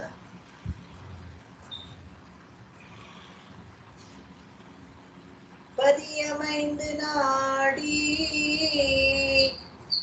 பதியமைந்து நாடி பரத்தெழுந்த சிந்தை கருத்தெழுந்த சிந்தை பதிவுறிஞ்சிவான் மோடு நோக்கி பதிவுறிஞ்சிவான் முகடு நோக்கி கரிமிகத்து அம்கோல் தேடி கதிமிகுத்து அம்கோல் தேடி ஓடும் கொழுந்ததே போன்றதே கொழுந்ததே போன்றதே மால் தேடி ஓடும் மனம் ஆள் தேடி ஓடும் மனம் பதியமைந்து நாடி பரத்தெழுந்த சிந்தை பதிவுறிஞ்சிவான் மோடு நோக்கி கதிமிகத்து அம்கோல் தேடி ஓடும் கொழுந்ததே போன்றதே மால் தேடி ஓடும் மனம். பதியமைந்து நாடி பருத்தெழுந்த சிந்தை மதியுறிஞ்சி வான்முகடு நோக்கி கதிமிகத்து அம்கோல் தேடி ஓடும் கொழுந்ததே போன்றதே மால் தேடி ಓடும் ಮನಂ. ತುಂಬಾ ಸೊಗಸಾಗಿದೆ. ಈ ಕೋಲ್ ಇರುತ್ತಲ್ಲ, ಆಸರೆಗಾಗಿ ಒಂದು ಕೋಲ್ ನೆಟ್ಟಿರ್ತಾರೆ ಬಳ್ಳಿಗಳಿಗೆ, ಅಥವಾ ಅದು ಇಲ್ಲದೆ ಹೋದ್ರೆ ಕೂಡ ಆ ಬಳ್ಳಿಗಳನ್ನ ನೀವು ಚಿಗುರ್ತಾ ಇರ್ಬೇಕಾದ್ರೆ ನೋಡ್ಬೇಕು, ಹಾಗೆ ಹೀಗೆ ಹುಡುಕ್ತಾ ಇರತ್ತಂತೆ ಯಾವ್ದಾದ್ರು ಒಂದು ಆಸರೆ ಸಿಗತ್ತ ಅಂತ. ಹತ್ರ ಯಾವ್ದಾದ್ರು ಒಂದು ಗಟ್ಟಿ ಪದಾರ್ಥ ಸಿಕ್ಕಿದ್ರೆ ಅದಕ್ಕೆ ಹಾಗೆ ಸುರುಳಿ ಸುತ್ಕೊಂಡ್ಬಿಟ್ಟು ಆಸರೆ ತಗೊಂಡ್ಬಿಡುತ್ತೆ ಒಂದು ಕೋಲನ್ನ. ಹಾಗೆ ಓಡುಂ ಕೊಳುಂದದೆ ಅಂದ್ರೆ ಚಿಗುರು, ಮಾಲ್ ತೇಡಿ ಓಡುಂ ಮನಂ ಅಮ್ಕೋಲ್ ತೇಡಿ, ಕೋಲನ್ನ ಹುಡ್ಕೊಂಡು ಹೇಗೆ ಆ ಬಳ್ಳಿ ಚಿಗುರು ಹೋಗುತ್ತೋ ಅದೇ ತರ ಆಸರೆಯನ್ನ ಹುಡ್ಕೊಂಡು ನಮ್ಮ ಮನಸ್ಸಿದೆಯಲ್ಲ, ಮಾಲ್ ತೇಡಿ ಓಡುಂ ಮನಂ, ಮಾಲ್ ಅಂದ್ರೆ ಭಗವಂತನನ್ನ ಹುಡ್ಕೊಂಡು ಹೋಗುತ್ತೆ ನಮ್ಮ ಮನಸ್ಸು ಅಂತ. ಇದನ್ನ ಒಂಥರ ಗ್ರಾಫಿಕ್ಸ್ ತರ ನಾವು ಚಿತ್ರಿಸ್ಕೊಳ್ಬಹುದು. ಹೇಗೆ ಅಂದ್ರೆ, ಪದಿಯಮೈಂದ ನಾಡಿ, ಪದಿಯಮೈಂದ, ಪದಿ ಅಂತ ಹೇಳಿದ್ರೆ ತಿರುಪತಿ, ಅಮೈಂದ್ ಅಂದ್ರೆ ಸ್ಥಿರವಾಗಿ ಭಗವಂತ ಅಲ್ಲಿ ನಿಂತಿರೋದ್ರಿಂದ ಎಲ್ಲೆಲ್ಲೂ ಭಕ್ತಿಯ ವಿನಿವೇಶ ತುಂಬಿದೆ ಅಂತ. ಆ ಪರಿಸರದಲ್ಲಿ ನೀವು ಇದನ್ನ ನಾವು ಎಕ್ಸ್ಪೀರಿಯನ್ಸ್ ಆಗತ್ತೆ. ನಾವು ತಿರುಪತಿ ಬೆಟ್ಟಕ್ಕೆ ಹೋಗ್ತಾ ಇದ್ದಂಗೆನೆ, ಮೇಲ್ಗಡೆ ಹೋಗ್ತಾ ಇದ್ದಂಗೆ ಆ ಗಾಳಿನಲ್ಲೇ ಏನೋ ಒಂದು ಭಕ್ತಿ, ಎಲ್ಲೆಲ್ಲಿ ನೋಡಿದ್ರು ಗೋವಿಂದ ಗೋವಿಂದ ಅಂತ ಪ್ರತಿಯೊಬ್ರು ಎಲ್ಲ ಶಿರಮುಂಡನ ಮಾಡಿಸ್ಕೊಂಡು ಗಂಧ ಹಚ್ಕೊಂಡು ಒಂಥರ ಎಲ್ಲ ಭಕ್ತಿ ಭಾವನೆಯಿಂದ ಓಡಾಡ್ತಾ ಇರ್ತಾರೆ. ಅವರನ್ನೆಲ್ಲ ನೋಡಿದಾಗ ಅಯ್ಯೋ ನಾವು ಮಾಡ್ತಾ ಇರೋ ಭಕ್ತಿ ತುಂಬಾ ಕಡಿಮೆನೇನೋ, ಸಾಲದೇನೋ ಅಂತ ಅನ್ಸತ್ತೆ. ಎಲ್ಲಂದ್ರೆ ಅಲ್ಲೇ ಮಲ್ಕೊಂಡು ಎಷ್ಟು ದೇಹಕ್ಕೆ ಶ್ರಮ ಆದ್ರೂ ಏನು ಲೆಕ್ಕಿಸದೆ ಭಗವಂತನನ್ನ ನೋಡ್ಬೇಕು ಅಂತ ಎಷ್ಟು ಆರವಾಗಿರ್ತಾರಲ್ಲ, ಅಲ್ಲಿ ಪರತ್ತೆಡೆಂದ ಶಿಂದೆ, ಮನದ ಆಸೆಯಲ್ಲಿ ಒಂದು ಆಸೆ ಹುಟ್ಟಾಗತ್ತೆ. ಹೇಗಾದ್ರೂ ಮಾಡಿ ಭಗವಂತನನ್ನ ನಾವು ಪಡಿಬೇಕು ಅನ್ನೋದು. ಹೇಗೆ ಅಂದ್ರೆ ಆ ತಿರುಪತಿಯಲ್ಲಿ ಸ್ಥಿರವಾಗಿ ನಿಂತರ ಭಗವಂತನ ಮೇಲೆ ಭಕ್ತಿ ಉತ್ಕಟವಾಗಿ ಹೆಚ್ಚಾಗಿ ಏನಾಗತ್ತೆ ಅಂತ ಹೇಳಿದ್ರೆ, ಮದಿ ಊರೈಂಜ್ ವಾನ್ ಮೇಲಕ್ಕೆ ಹೋಗತ್ತಂತೆ. ಹಾಗೆ ಹೆಚ್ಚಾಗಿ ಬೇಗ ಬೆಳೆಯೋದು. ಗ್ರಾಫಿಕ್ಸ್ ಅಲ್ಲಿ ಗಿಡಗಳನ್ನ ಇದನ್ನ ಬಳ್ಳಿಗಳನ್ನ ತೋರಿಸ್ತಾರಲ್ಲ, ಆ ತರ ಭಕ್ತಿ ಹೆಚ್ಚಾಗಿ ಮದಿ ಊರೈಂಜ್ ನಾಡಿ ಆ ಚಂದ್ರಲೋಕವನ್ನು ದಾಟಿ ಮೇಲೆ ಹೋಗುತ್ತಂತೆ. ವಾನ್ ನೋಡು ನೋಕಿ ಕದಿಮಿಹತ್, ಅಂಡಕಟಾವನ್ನ ಮೀರಿ ಆ ವೈಕುಂಠದಲ್ಲಿದ್ದಾನಲ್ಲ ಅವನನ್ನ ಹೋಗಿ ಸೇರಕ್ಕೆ ಆಸೆ ಪಡುತ್ತಂತೆ. ಹೇಗೆ ಅಂದ್ರೆ, ಕೋಲ್ ತೇಡಿ, ಸುಂದರವಾದ ಒಂದು ಕೋಲನ್ನ ಹುಡ್ಕೊಂಡು ಹೇಗೆ ಬಳ್ಳಿ ಹೋಗುತ್ತೋ ಅದೇ ತರ ನಮ್ಮ ಮನಸ್ಸು ಕೂಡ ಬೇಗ ಅಲ್ಲಿ ತಿರುಪತಿಯಿಂದ ಚಂದ್ರಮಂಡಲ ದಾಟಿ, ಚಂದ್ರಮಂಡಲದಿಂದ ಅಂಡಕಟಾಹವನ್ನ ದಾಟಿ ವೈಕುಂಠಕ್ಕೆ ಹೋಗ್ಬಿಡುತ್ತಂತೆ ಮನಸ್ಸು. ಅದೆಷ್ಟು ಚೆನ್ನಾಗಿ ಅವರು ಚಿತ್ರಿಸಿದ್ದಾರೆ ಆಳ್ವಾರ್ ಇದರಲ್ಲಿ ನೋಡಿ, ಆ ಹಾಡಲ್ಲಿ. ಮುಂದಿನ ಹಾಡು ಹೋಗೋಣ. மனத்துள்ளான் வேங்கடத்தான் மனத்துள்ளான் வேங்கடத்தான் மாகடலான் மத்தும் நினைப்பரிய நீர் அரங்கத்துள்ளான் மாகடலான் மற்றும் நினைப்பரிய நீளரங்கத்துள்ளான் எனை பலரும் தேவாதி தேவன் எனப்படுவான் எனை பலரும் தேவாதி தேவன் எனப்படுவான்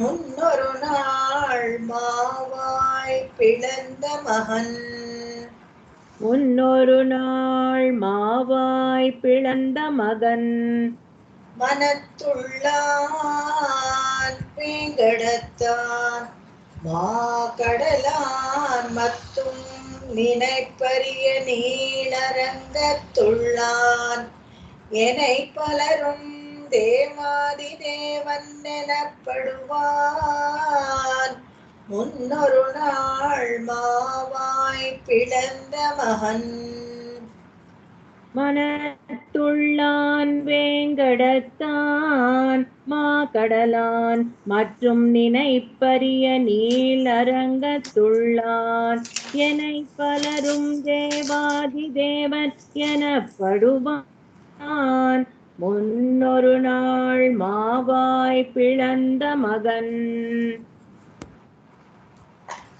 ವಿಭು ಅಂತ ಭಗವಂತನಿಗೆ ಒಂದು ಹೆಸರು ವಿಭುವಾಗಿರ್ತಾನೆ ಅಂದ್ರೆ ಎಲ್ಲ ಕಡೆಯಲ್ಲೂ ವ್ಯಾಪಕವಾಗಿ ಇದ್ದಾನೆ ಅಂತ. ವಿಷ್ಣು ಅನ್ನೋದೇನೆ ವ್ಯಾಪಕ ತತ್ವ. ಅದನ್ನ ಈ ಹಾಡಲ್ಲಿ ತೋರಿಸ್ಕೊಡ್ತಾರೆ. ಮನತುಳ್ಳ ನಮ್ಮ ಮನಸ್ಸೊಳಗಿದಾನಂತ. ದಹರ ವಿದ್ಯೆಯನ್ನು ನಾವು ಹೇಳ್ತೀವಿ ಹೇಗೆ ಅಂದ್ರೆ ದಹರಾಕಾಶ, ಹೃದಯವೇ ಒಂದು ಆಕಾಶವಾಗಿ ಇಟ್ಕೊಂಡು ಅದರಲ್ಲಿ ಭಗವಂತ ಯಾವಾಗ್ಲೂ ಸ್ಥಿರವಾಗಿ ನೆಲೆಸಿದ್ದಾನೆ. ಅದನ್ನ ನಾವು ಭಕ್ತಿಯಿಂದ ಆರಾಧಿಸಿದ್ರೆ ನಮ್ಗೆ ಅಲ್ಲಿ ಸಾಕ್ಷಾತ್ಕಾರ ಆಗುತ್ತೆ ಭಗವಂತನ. ಮನತುಳ್ಳ ಮನಸ್ಸಲ್ಲಿದ್ದಾನೆ. ಯಾಕೆಂದ್ರೆ ಪ್ರತಿಯೊಂದು ಜೀವಾತ್ಮದಲ್ಲೂ ಪರಮಾತ್ಮ ಇದ್ದಾನೆ, ಅವನು ಮನಸ್ಸಲ್ಲಿದ್ದಾನೆ. ವೇಂಗಡತ್ತಾನ್, ವೆಂಕಟಾದ್ರಿಯಲ್ಲಿ ಅಲ್ಲಿ ಸ್ಥಿರವಾಸ ಮಾಡ್ತಾ ಇದ್ದಾನೆ ಬೆಟ್ಟದ ಮೇಲೆ. ಮಾ ಕಡಲಾನ್, ದೊಡ್ಡ ಕ್ಷೀರ ಸಮುದ್ರದಲ್ಲಿ ವ್ಯೂಹದಲ್ಲಿ ಆದಿಶೇಷನ ಮೇಲೆ ಶಯನಿಸ್ಕೊಂಡಿದ್ದಾನೆ. ಮತ್ತು ನಿನೈಪರಿಯ ನೀಳರಂಗತ್ತುಳ್ಳಾನ್, ಅಪರಿಚ್ಛೇದ ಅಂತ ಹೇಳ್ತಾರೆ. ಯಾಕಂದ್ರೆ ಪರಿಚ್ಛೇದನ ಮಾಡಕ್ಕೆ ಆಗದೆ ಇರುವಂತಂದ್ರೆ ವೆರಿ ಇಂಟ್ರಿಕೇಟ್ ಆಗಿರುವಂತ ಪ್ರಾಕಾರಗಳು, ಸಪ್ತ ಪ್ರಾಕಾರಗಳುಳ್ಳ ಶ್ರೀರಂಗ ಇದೆಯಲ್ಲ, ಪರಿಚ್ಛೇದ ಮಾಡೋಕೆ ಕಷ್ಟ ಅಂತ. ಎಲ್ಲ ಕಳೆದೋಗ್ಬಿಡ್ತೀವಿ ಒಂದೊಂದ್ಸತಿ. ಗೈಡ್ ಇಲ್ಲದೆ ಹೋದ್ರೆ ಶ್ರೀರಂಗದಲ್ಲಿ ದೇವಸ್ಥಾನ ನಮಸ್ಕಾರ ಮಾಡೋಕೆ ಪ್ರಾಕಾರದಲ್ಲಿ ಹೋದ್ರೆ ಎಲ್ಲೋ ಹೋಗಿ ಎಲ್ಲೋ ಹೊರಗಡೆ ಬಂದಾಗ ಎಲ್ಲ ಒಂದೇ ತರ ಕಾಣುತ್ತೆ. 4 ಕಡೆ ಕಂಬಗಳು ಇವು ಎಲ್ಲಾನು ಭೇದಿಸಲು ಕಷ್ಟ ಆಗುವಂತ ಶ್ರೀರಂಗದ ದೇವಸ್ಥಾನ ಇದೆಯಲ್ಲ, ಅರಂಗತ್ತುಳ್ಳಾನ್ ಅಲ್ಲೂ ಕೂಡ ಇದಾನಂತೆ. ಇಲ್ಲಿ ಏನೇ ಪಲರು ದೇವಾದಿ ದೇವಯನ ಪಡು, ಅನೇಕರು. ಯಾರಪ್ಪ ಏನೇ ಪಲರು ಅಂತ ಹೇಳಿದ್ರೆ ಋಷಿಗಳು, ಮುನಿಗಳು, ಯೋಗಿಗಳು, ಅನೇಕರು, ರಾಜರು, ಭಕ್ತರುಗಳು, ಸಂತರುಗಳು, ಇವರೆಲ್ಲಾನು ದೇವಾದಿ ದೇವನ್ಯನ ಪಡುವಾನ್. ಎಲ್ಲ ದೇವರುಗಳು ಇವನೇ ದೇವ, ಎಲ್ಲ ರಿಕಾರ್ಡ್ ಹೆಡ್ ಅಂತ ಹೇಳ್ತೀವಲ್ಲ, ಆ ತರ ಪ್ರತಿ 33 ಕೋಟಿ ದೇವತೆಗಳಿಗೂ ಇವನೇ ದೊಡ್ಡವನು, ಇವನೇ ಹಿರಿಯ ಅನ್ನೋ ತರ ಏನ ಪಡು ಎಲ್ಲ ಹೇಳ್ತಾರಂತೆ. ಯಾರೋ ಒಬ್ರಿಬ್ರು ಹೇಳೋವಂಥದ್ದಲ್ಲ, ಎಲ್ಲರೂ ಹೇಳ್ತಾರೆ ಅಂತ. ಏನೇ ಪಲರು, ಅನೇಕರು ಇದೇ ತರ ಹೇಳ್ತಾರೆ. ಸ್ಪಷ್ಟವಾದ ಅಭಿಪ್ರಾಯ. ಭಿನ್ನರು ಏಕಾಭಿಪ್ರಾಯವನ್ನು ಮಾಡ್ತಾರೆ. ಇಲ್ಲಿ ಬೇರೆ ಬೇರೆಯವರು ಒಂದೇ ಅಭಿಪ್ರಾಯವನ್ನ ಮಾಡ್ತಾರೆ. ಮುನ್ನೊರು ನಾಳ್ ಮಾವಾಯ್ ಪಿಳಂದ ಮಹನ್. ಆದ್ರೆ ಇವನು ಮುನ್ನೊರು ನಾಳ್ ಹಿಂದೆ ಪಂಡ್ ಯಾವಾಗ ಭಾಗವತ ನಡೆಯುವಂತ ಸನ್ನಿವೇಶದಲ್ಲಿ, ಯಾವಾಗ ದ್ವಾಪರ ಯುಗದಲ್ಲಿ ಮಾವಾಯ್ ಪಿಳಂದ ಮಹನ್, ಆ ಕುದುರೆ ಇದೆಯಲ್ಲ ಕೇಶಿ, ಆ ಬಾಯನ್ನ ಸೀಳಿದ ಒಂದು ಪುಟ್ಟ ಬಾಲಕ. ನೋಡಿದ್ರೆ ಯಾರಪ್ಪ ಇಷ್ಟು ದೊಡ್ಡವನು, ವೆಂಕಟಾದ್ರಿಯಲ್ಲಿ ನಿಂತ್ಕೊಂಡಿದ್ದಾನೆ, ನಮ್ಮ ಮನಸ್ಸಲ್ಲಿ ಇರ್ತಾನೆ, ಕ್ಷೀರಾಬ್ದಿಯಲ್ಲಿ ಮಲ್ಕೊಂಡಿರ್ತಾನೆ, ಮತ್ತು ಶ್ರೀರಂಗದಲ್ಲಿ ಮಲ್ಕೊಂಡಿರ್ತಾನೆ. ಇವನು ಯಾರಪ್ಪ ಅಂದ್ರೆ ಇವನೇನೆ ಹಿಂದೆ ದ್ವಾಪರ ಯುಗದಲ್ಲಿ ಮಾವಾಯ್ ಒಂದು ಚಿಕ್ಕ ಬಾಲಕನಾಗಿ ಕೃಷ್ಣನ ತರ ಬಂದು ಆ ಕೇಶಿಯನ್ನ, ದೊಡ್ಡ ರಾಕ್ಷಸ ಬಾಯನ್ನ ಸೀಳೆ ಹಾಕಿದವನು ಇವನೇನೆ, ಗಿರಿಯ ರೂಪದಲ್ಲಿ ಬಂದವನು ಅಂತ ಹೇಳ್ತಾರೆ. ಯಾಕಂದ್ರೆ ಇದು ಅಘಟಿತ ಘಟನಾ ಸಾಮರ್ಥ್ಯವನ್ನ ಮಾಡಬಲ್ಲ ಭಗವಂತ ಸಾಧಾರಣವಾಗಿ ಸೌಲಭ್ಯವಾಗಿ ಚಿಕ್ಕ ಮಗುವಿನ ರೂಪದಲ್ಲಿ ಕೂಡ ನಮಗೆ ಪ್ರಕಟವಾಗಿ ತೋರಿಸ್ಕೊಂಡಿದ್ದಾನೆ ಅನ್ನೋದನ್ನ ತೋರಿಸ್ತಾರೆ. ಈ ಸೌಲಭ್ಯ ಸೌಶಲ್ಯ ಗುಣಗಳು ಉಳ್ಳ ಅವನು ಭಗವಂತ ಅನ್ನೋದಕ್ಕೆ ಸಾಕ್ಷಿಯಾಗಿ ಕೃಷ್ಣಾವತಾರವನ್ನು ಮಾಡ್ತಾನೆ ಅಂತ. ಮುಂದಿನ ಹಾಡುಗಳನ್ನ மகனாகொண்டு மகனாகக் கொண்டு எடுத்தாள் மாண்பாய கொங்கை எடுத்தாள் மாண்பாய கொங்கை அகனார உண்பன் என்றுண்டு அகனார உண்பன் என்றுண்டு மானைத்தாய் தேராத வண்ணம் திருத்தினாய்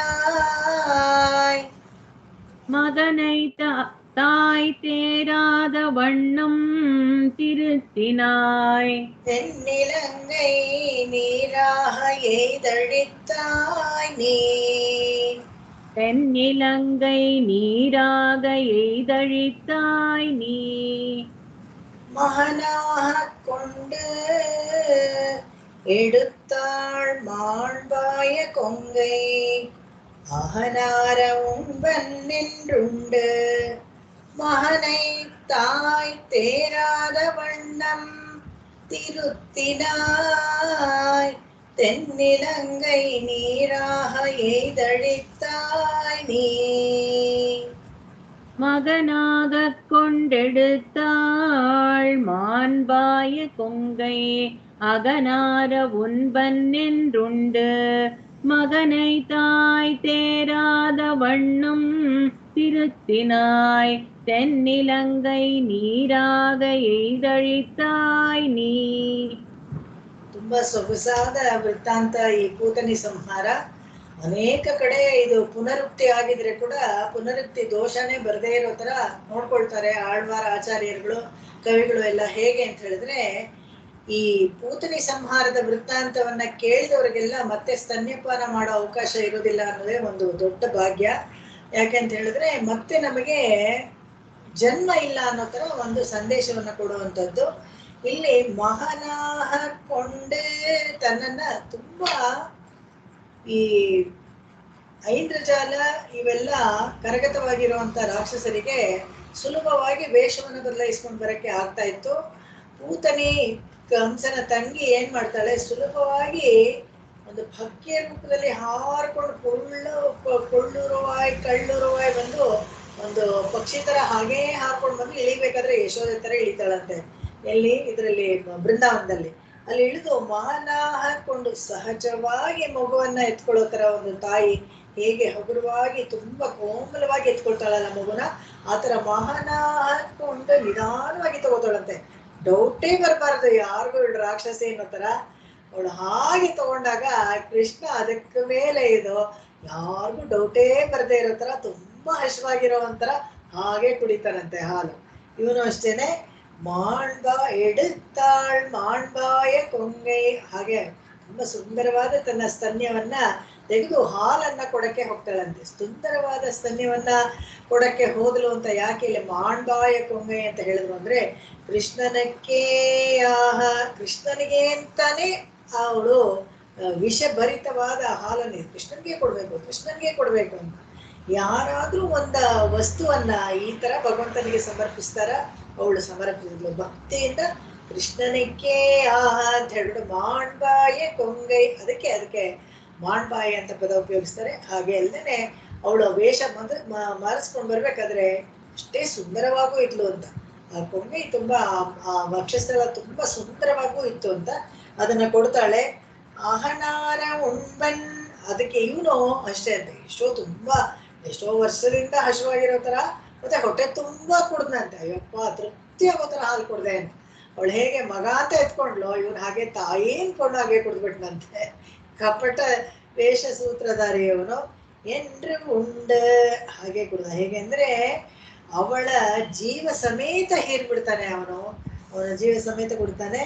ಮಹಾನೈತ, ಇಲ್ಲಿ ಮಹನ್ ಅಂತ ಹೇಳಿದಾಗ ಕೃಷ್ಣನ ಅಂದ್ರೆ ತಾಯಿ ಅಂತ ಬಂದಾಗ ಯಶೋಧೆನೇ ಹೇಳೋದು. ಈ ಯಶೋಧೆಗೆ ಅರ್ಥವೇ ಆಗಲ್ವಂತೆ, ನಂಬಕ್ಕೂ ಬರಲ್ಲ. ಎಲ್ಲರೂ ಹೇಳ್ತಾ ಇದಾರಂತೆ, ಅಯ್ಯೋ ಅವಳು ದೊಡ್ಡ ರಾಕ್ಷಸಿ, ಅವಳು ವಿಷದ ಹಾಲನ್ನು ಕುಡಿದಾನೆ, ಹತ್ರ ಹೋಗ್ಬೇಡ ಅಂತ. ಇವಳು ನಂಬಕ್ಕೆ ಸಾಧ್ಯವಿಲ್ಲ. ನನ್ನ ಮಗು ಹೇಗೆ ರಾಕ್ಷಸಿ ಹಾಲು ಕುಡಿಯಕ್ಕಾಗತ್ತೆ, ನನ್ನ ಮಗು ಹೇಗೆ ರಾಕ್ಷಸಿನ ಕೊಲ್ಲಕ್ಕಾಗತ್ತೆ ಅಂತ ನಂಬದೇ ಇಲ್ವಂತೆ. ಅದನ್ನೇ ಇಲ್ಲಿ ತೇರಾದವಣ್ಣಂ ಅಂತ ಒಂದು ಪದ ಹಾಕ್ತಾರೆ. ನಂಬಕ್ಕೆ ಆಗೋದಿಲ್ಲ ಅಂತೆ. ತಿರುತ್ತಿನಾಯ್, ಯಶೋದೆ ನಂಬಕ್ ಆಗದೆ ಹೋದ್ರೆ ಕೂಡ ತಿರುತ್ತಿನ ಯಾರನ್ನ ಶಿಕ್ಷಿಸ್ದ ಅಂತ ಹೇಳಿದ್ರೆ ಪೂತನೆಯನ್ನ ಶಿಕ್ಷಿಸ್ದ. ಯಾಕೆ ಶಿಕ್ಷಿಸ್ದ ಅಂತ ಹೇಳಿದ್ರೆ ಶಿಶುವಿಗೆ ಏನು ಗೊತ್ತಾಗದೆ ಇರಬೇಕಾದ್ರೆ ಅದಕ್ಕೆ ವಿಷವನ್ನ ಕೊಡ್ಬೇಕು ಅಂತ ಬಂದ್ಲಲ್ಲ, ಅದು ತಪ್ಪು. ಆ ತಪ್ಪಿಗೆ ಅವಳನ್ನ ಶಿಕ್ಷಿಸ್ತಾನೆ, ಅವಳ ಜೀವ ಸಮೇತ ಹೀರ್ಬಿಡ್ತಾನೆ. ಇವನು ಯಾರಪ್ಪ ಅಂದ್ರೆ ತೆನ್ನಿಲಂಗೈ ನೀರಾಹ ಏದಳಿತಾಯ್ ನೀ. ಸಾಧಾರಣವಾಗಿ ಈ ಕೀರ್ತಿಗಳನ್ನ ವಿಶೇಷಗಳನ್ನ ಹೇಳ್ಬೇಕಾದ್ರೆ ಅಲ್ಲಿ ಹೋಗಿ ದೊಡ್ಡದಾಗಿ ಬಾಣು ಬಿಲ್ಲ ಎಲ್ಲ ಹಾಕಿ ರಾಕ್ಷಸನ್ನ ಕೊಂದ, ರಾವಣನ್ನ ಕೊಂದ, ಈ ಸಂಹಾರ ಮಾಡಿದ, ಇದನ್ನೆಲ್ಲ ಹೇಳಿದ್ರೆ ಅದೊಂದು ಕೀರ್ತಿ ಪತಾಕೆಯನ್ನ ಎತ್ತಿ ಹಿಡ್ದಂಗ ಆಗತ್ತೆ. ಆದ್ರೆ ಇಲ್ಲಿ ಹಾಲು ಕೊಟ್ಟವಳನ್ನ ಕೊಂದ ಅಂತ ಹೇಳಿದ್ರೆ ಅದು ಕೀರ್ತಿ ಹೇಗೆ ಬರುತ್ತೆ? ಅದಕ್ಕೆ ಸ್ವಲ್ಪ ಬದಲಾಯಿಸ್ತಾರೆ. ಇವನೇನೆ ಅವನು ಯಾರಪ್ಪ ಅಂತ ಹೇಳಿದ್ರೆ ತೆನ್ನಿಲಂಗೈ ಹೋಗಿ ಆ ರಾವಣನ್ನ ಕೊಂದಲ್ಲ, ನೀರಾಹ ಏನು ಇಡೀ ಲಂಕೆಯನ್ನ ಸುಟ್ಟು ಬೂದಿ ಮಾಡ್ಬಿಡ್ತಾನಲ್ಲ, ಅವನೇ ಇವನು ಅಂತ ಹೇಳ್ತಾರೆ. ತಾಯಾದ ಯಶೋದೆಗೆ ನಂಬದಿರೋದಕ್ಕೆ ಪೂತ್ನಿಯನ್ನ ಶಿಕ್ಷಿಸ್ತಾನಂತ. ಹೇಗೆ ಶಿಕ್ಷಿಸ್ತಾನೆ ಅಂತ ಹೇಳಿದ್ರೆ ಹಾಲು ಪೂರ್ತಿ ಕುಡಿದ್ಮೇಲೆ ಅವಳ ಒರಿಜಿನಲ್ ಸ್ವರೂಪ, ಹೇಗೆ ರಾಕ್ಷಸಿ ಸ್ವರೂಪ ಇರತ್ತಲ್ಲ, ಭೂತಾಕಾರದ್ದು ದೈತ್ಯವಾಕಾರದ್ದು, ಅದು ಬಂದು ಬಿದ್ದಿರತ್ತೆ. ಅದನ್ನ ನೋಡಿ ಅವಳು ಸತ್ತು ಬಿದ್ದಿರ್ತಾಳಲ್ಲ, ಅದನ್ನ ನೋಡಿ ನಂಬಬೇಕಾಗತ್ತೆ. ಅದುವರೆಗೂ ನಂಬೋದೇ ಇಲ್ಲ. ಅಷ್ಟೇ ಅಲ್ಲದೆ ಮೂಬಾಯಿ ಎಷ್ಟು ಕಹಿಯಾಗಿರುತ್ತೋ, ನಾನು ಹಾಲು ಕೊಡ್ತೀನಿ ಅಂತ ಹೋದಾಗ ಎಲ್ಲ ಇಡೀ ಬೃಂದಾವನದಲ್ಲಿ ಕಿರ್ಸ್ತಾರಂತೆ, ಬೇಡ ಬೇಡ ಅದ್ರ ಬಾಯೆಲ್ಲ ವಿಷ ಆಗಿದೆ, ಮತ್ತೆ ನೀನು ಅದನ್ನ ನೀನ್ ಹಾಲು ಕೊಟ್ರೆ ನಿನಗೂ ವಿಷ ಇರ್ಬಿಟ್ಟು ನೀನು ಸತ್ತೋಗ್ತೀಯ ಅಂತ ಒಂದು ಕ್ಷಣ ಯೋಚನೆ ಮಾಡ್ತಾಳಂತೆ. ಆಮೇಲೆ ಇನ್ನೊಂದು ಕ್ಷಣ ಅಯ್ಯೋ ಪಾಪ ನನ್ನ ಮಗು ಅಂತ ಹೇಳ್ಬಿಟ್ಟು ಹಾಲು ಕೊಟ್ಬಿಡ್ತಾಳೆ. ಇದು ತಾಯಿಯ ಪ್ರೀತಿ ಅನ್ನೋದು, ಅದು ಯಶೋದೆಗಿತ್ತು. ಆದ್ರೆ ಅದೇ ತಾಯಿ ಯಾರು ಪೂತನಿಗೆ ಇರಲಿಲ್ಲ, ಅವಳು ವಿಷ ಕೊಡೋಕೆ ಬಂದ್ಲು. ಆದ್ರೂ ಕೂಡ ಈ 3 ತಾಯಿಯನ್ನು ಹಾಗೆ ಗೌರವಿಸ್ತಾನೆ. ದೇವಕಿ ಮತ್ತೆ ಯಶೋದೆ ಮತ್ತು ಪೂತನಿ. ಈ ಕೃಷ್ಣನಿಗೆ ಈ ಅವತಾರದಲ್ಲಿ 3 ತಾಯಿಯಂದ್ರು. ಎಲ್ಲರ ಕೀರ್ತಿಯನ್ನು ತಾಯೇ ಕುಡಲ್ ವಿಳಕ್ಕಂ ಶೈದ ದಾಮೋದರನೇ, ಅವರ ಕೀರ್ತಿ ಪತಾಕೆಯನ್ನು ಹಾರಿಸ್ತಾನೆ ಇವನು ಕೃಷ್ಣ. 3 ಜನ ತಾಯಂದ್ರ ಕೀರ್ತಿಯನ್ನು ಮಾಡ್ತಾನೆ. ಮಹನೆ ಏನ್ಬೇಕಾದ್ರೆ ಕೃಷ್ಣನನ್ನ ಮತ್ತೆ ತಾಯಿ ಏನ್ಬೇಕಾದ್ರೆ ಯಶೋದೆಯನ್ನ ತುಂಬಾ ಚೆನ್ನಾಗಿ ತೋರಿಸ್ಕೊಡ್ತಾರೆ ಇಲ್ಲಿ. ಮುಂದಿನ ಹಾಡು ಹೋಗೋಣ. ಇದೊಂದು ಹಾಡು ಹೇಳ್ಬಿಟ್ಟು ಮುಗಿಸ್ಕೊಳ್ತೀನಿ. ನೀ ಅன்ற உலகளந்தாய், நீ அன்று உலகளந்தாய், நீண்ட திருமாலே, நீண்ட திருமாலே, நீ அன்று உலகிடந்தாய் என்பரால், நீ அன்று உலகிடந்தாய் என்பரால், நீ என்று காரோதம் முன் கடைந்து, நீ அன்று காரோதம் முன் கடைந்து, பின்னடைத்தாய் மாகடலை பேரோதமே நிற்பிரான், பின்னடைத்தாய் மா கடலை பேரோதமே நிற்பிரான். நீ என்று உலகளந்தாய் நீண்ட திருமாலை, நீ என்று உலகிடந்தாய் என்பரால், நீ என்று காரோதம் முன்கடைந்து, பின்னடைத்தாய் மாகடலை பேரோதமே நிற்பிரான்.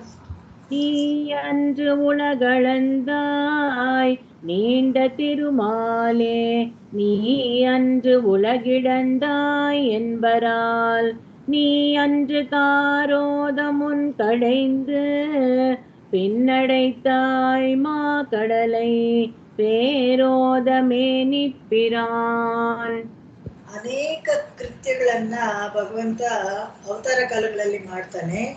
ಅದನ್ನೆಲ್ಲ ಇಲ್ಲಿ ಹೇಳ್ತಾರೆ. ನೀ ಅಂದ್ರೆ ಉಲಹಳಂದ, ಅವತ್ತು ತ್ರಿವಿಕ್ರಮನಾಗಿ ಬಲಿಚಕ್ರವರ್ತಿಯ ಬಳಿ ದಾನವನ್ನ ಪಡ್ಕೊಂಡಾಗ ಇಡೀ ಜಗತ್ತನ್ನು ತ್ರಿವಿಕ್ರಮನಾಗಿ ಅಳ್ಕೊಳ್ತೀಯ.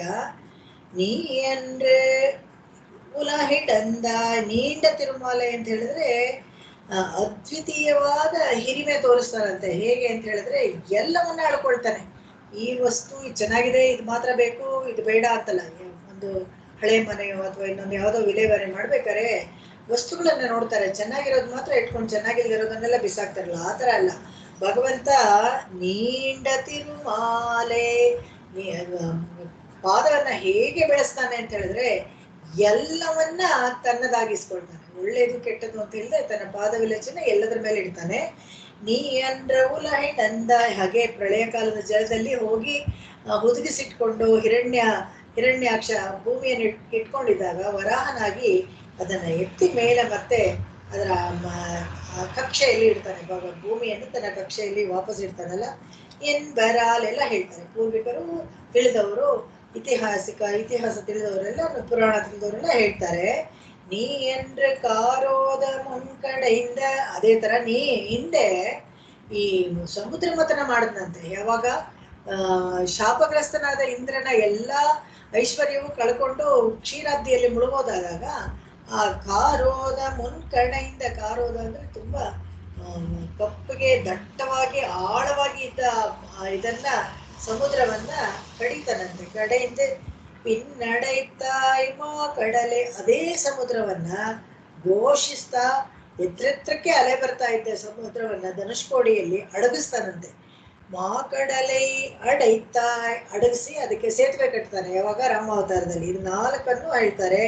ತ್ರಿವಿಕ್ರಮ ಅವತಾರ, ಮತ್ತೆ ವರಾಹ ಅವತಾರ, ಮತ್ತೆ ಸಮುದ್ರ ಮಥನ ಮಾಡಿದ ಕಾರ್ಯಕ್ರಮ, ಮತ್ತೆ ಇಲ್ಲಿ ಸೇತುವೆ ಕಟ್ಟಿದ್ದು, ಇದು 4 ಹೇಳ್ತಾರೆ. ಪೇರೋದ ಮೇನಿ ಪೇನಾನ್, ನೀನ್ ಯಾರಪ್ಪ ಅಂತ ಹೇಳಿದ್ರೆ ಆ ಸಮುದ್ರದ ವಿಶಾಲವಾದ ಸಮುದ್ರ ಇದೆಯಲ್ಲ, ಅದರ ಕಾಂತಿ ಅಷ್ಟೇ ವಿಶಾಲವಾಗಿರುವಂತ ನೀನು, ವೃದ್ಧಾಕಾರವಾಗಿರುವಂತ ನೀನು, ಮತ್ತೆ ಅದರ ಕಾಂತಿ ಹೇಗಿದೆಯೋ ಅದೇ ತರ ಕಾಂತಿಯುಕ್ತ ನೀರು. ಪಿನಾನ್ ಅಂತ, ಪಿನಾನ್ ಅಂದ್ರೆ ಈ ಯಾವ ಕೆಲಸವು ತನ್ನ ಒಳಿತಿಗೆ ತನಗೋಸ್ಕರ ಅಂತ ಮಾಡಿದ್ದಲ್ಲ, ಎಲ್ಲ ಬೇರೆಯವರಿಗೆ ಉಪಕಾರ ಮಾಡೋಕ್ಕೋಸ್ಕರನೇ ಮಾಡಿದ್ದು. ಯಾವುದು ಉಲಹಿಣಂದಾಯ್, ಉಲಹಳಂದಾಯ್, ಈ ಎಲ್ಲಾನು ಅಷ್ಟೇನೆ. ಆಮೇಲೆ ಕಡಲಡೈತಾಯ್, ಈ ಕೆಲಸವನ್ನ ಮಾಡಿದ್ನಲ್ಲ, ಈ ಕಡಲ್ ಕಡೆಯಿಂದ ಸಮುದ್ರವನ್ನೆಲ್ಲ ಕಡಿತಾನ. ಆದ್ರೆ ಅವರು ತಿರುಮಂಗ ಆಳ್ವಾರ್ ಹೇಳ್ತಾರೆ, ಅವನು ಪೆಣ್ಣಮುದೈ ಉಂಡಾನಂತ. ಅವನು ಈ ದೇವತೆಗಳಿಗೆಲ್ಲ ಅಮುದಂ ಕೊಟ್ಟು ತಾನು ಪೆಣ್ಣಮುದಂ, ಯಾರು ಲಕ್ಷ್ಮಿಯನ್ನ ತಗೊಂಡ್ಲು ಅಂತ ಅವರು ತಿರುಮಂಗ ಹಾಡಿದ್ರೆ ಕೂಡ, ಆದ್ರೆ ಈ ಕೆಲಸಗಳನ್ನೆಲ್ಲ ಉಪಕಾರಕ್ಕಾಗಿ ಮಾಡೋದು, ಬೇರೆಯವ್ರಿಗೋಸ್ಕರನೇ ಉಪಕಾರಕ್ಕಾಗಿ ಮಾಡೋದು ಅಂತ ತೋರ್ಸಕ್ಕೋಸ್ಕರ.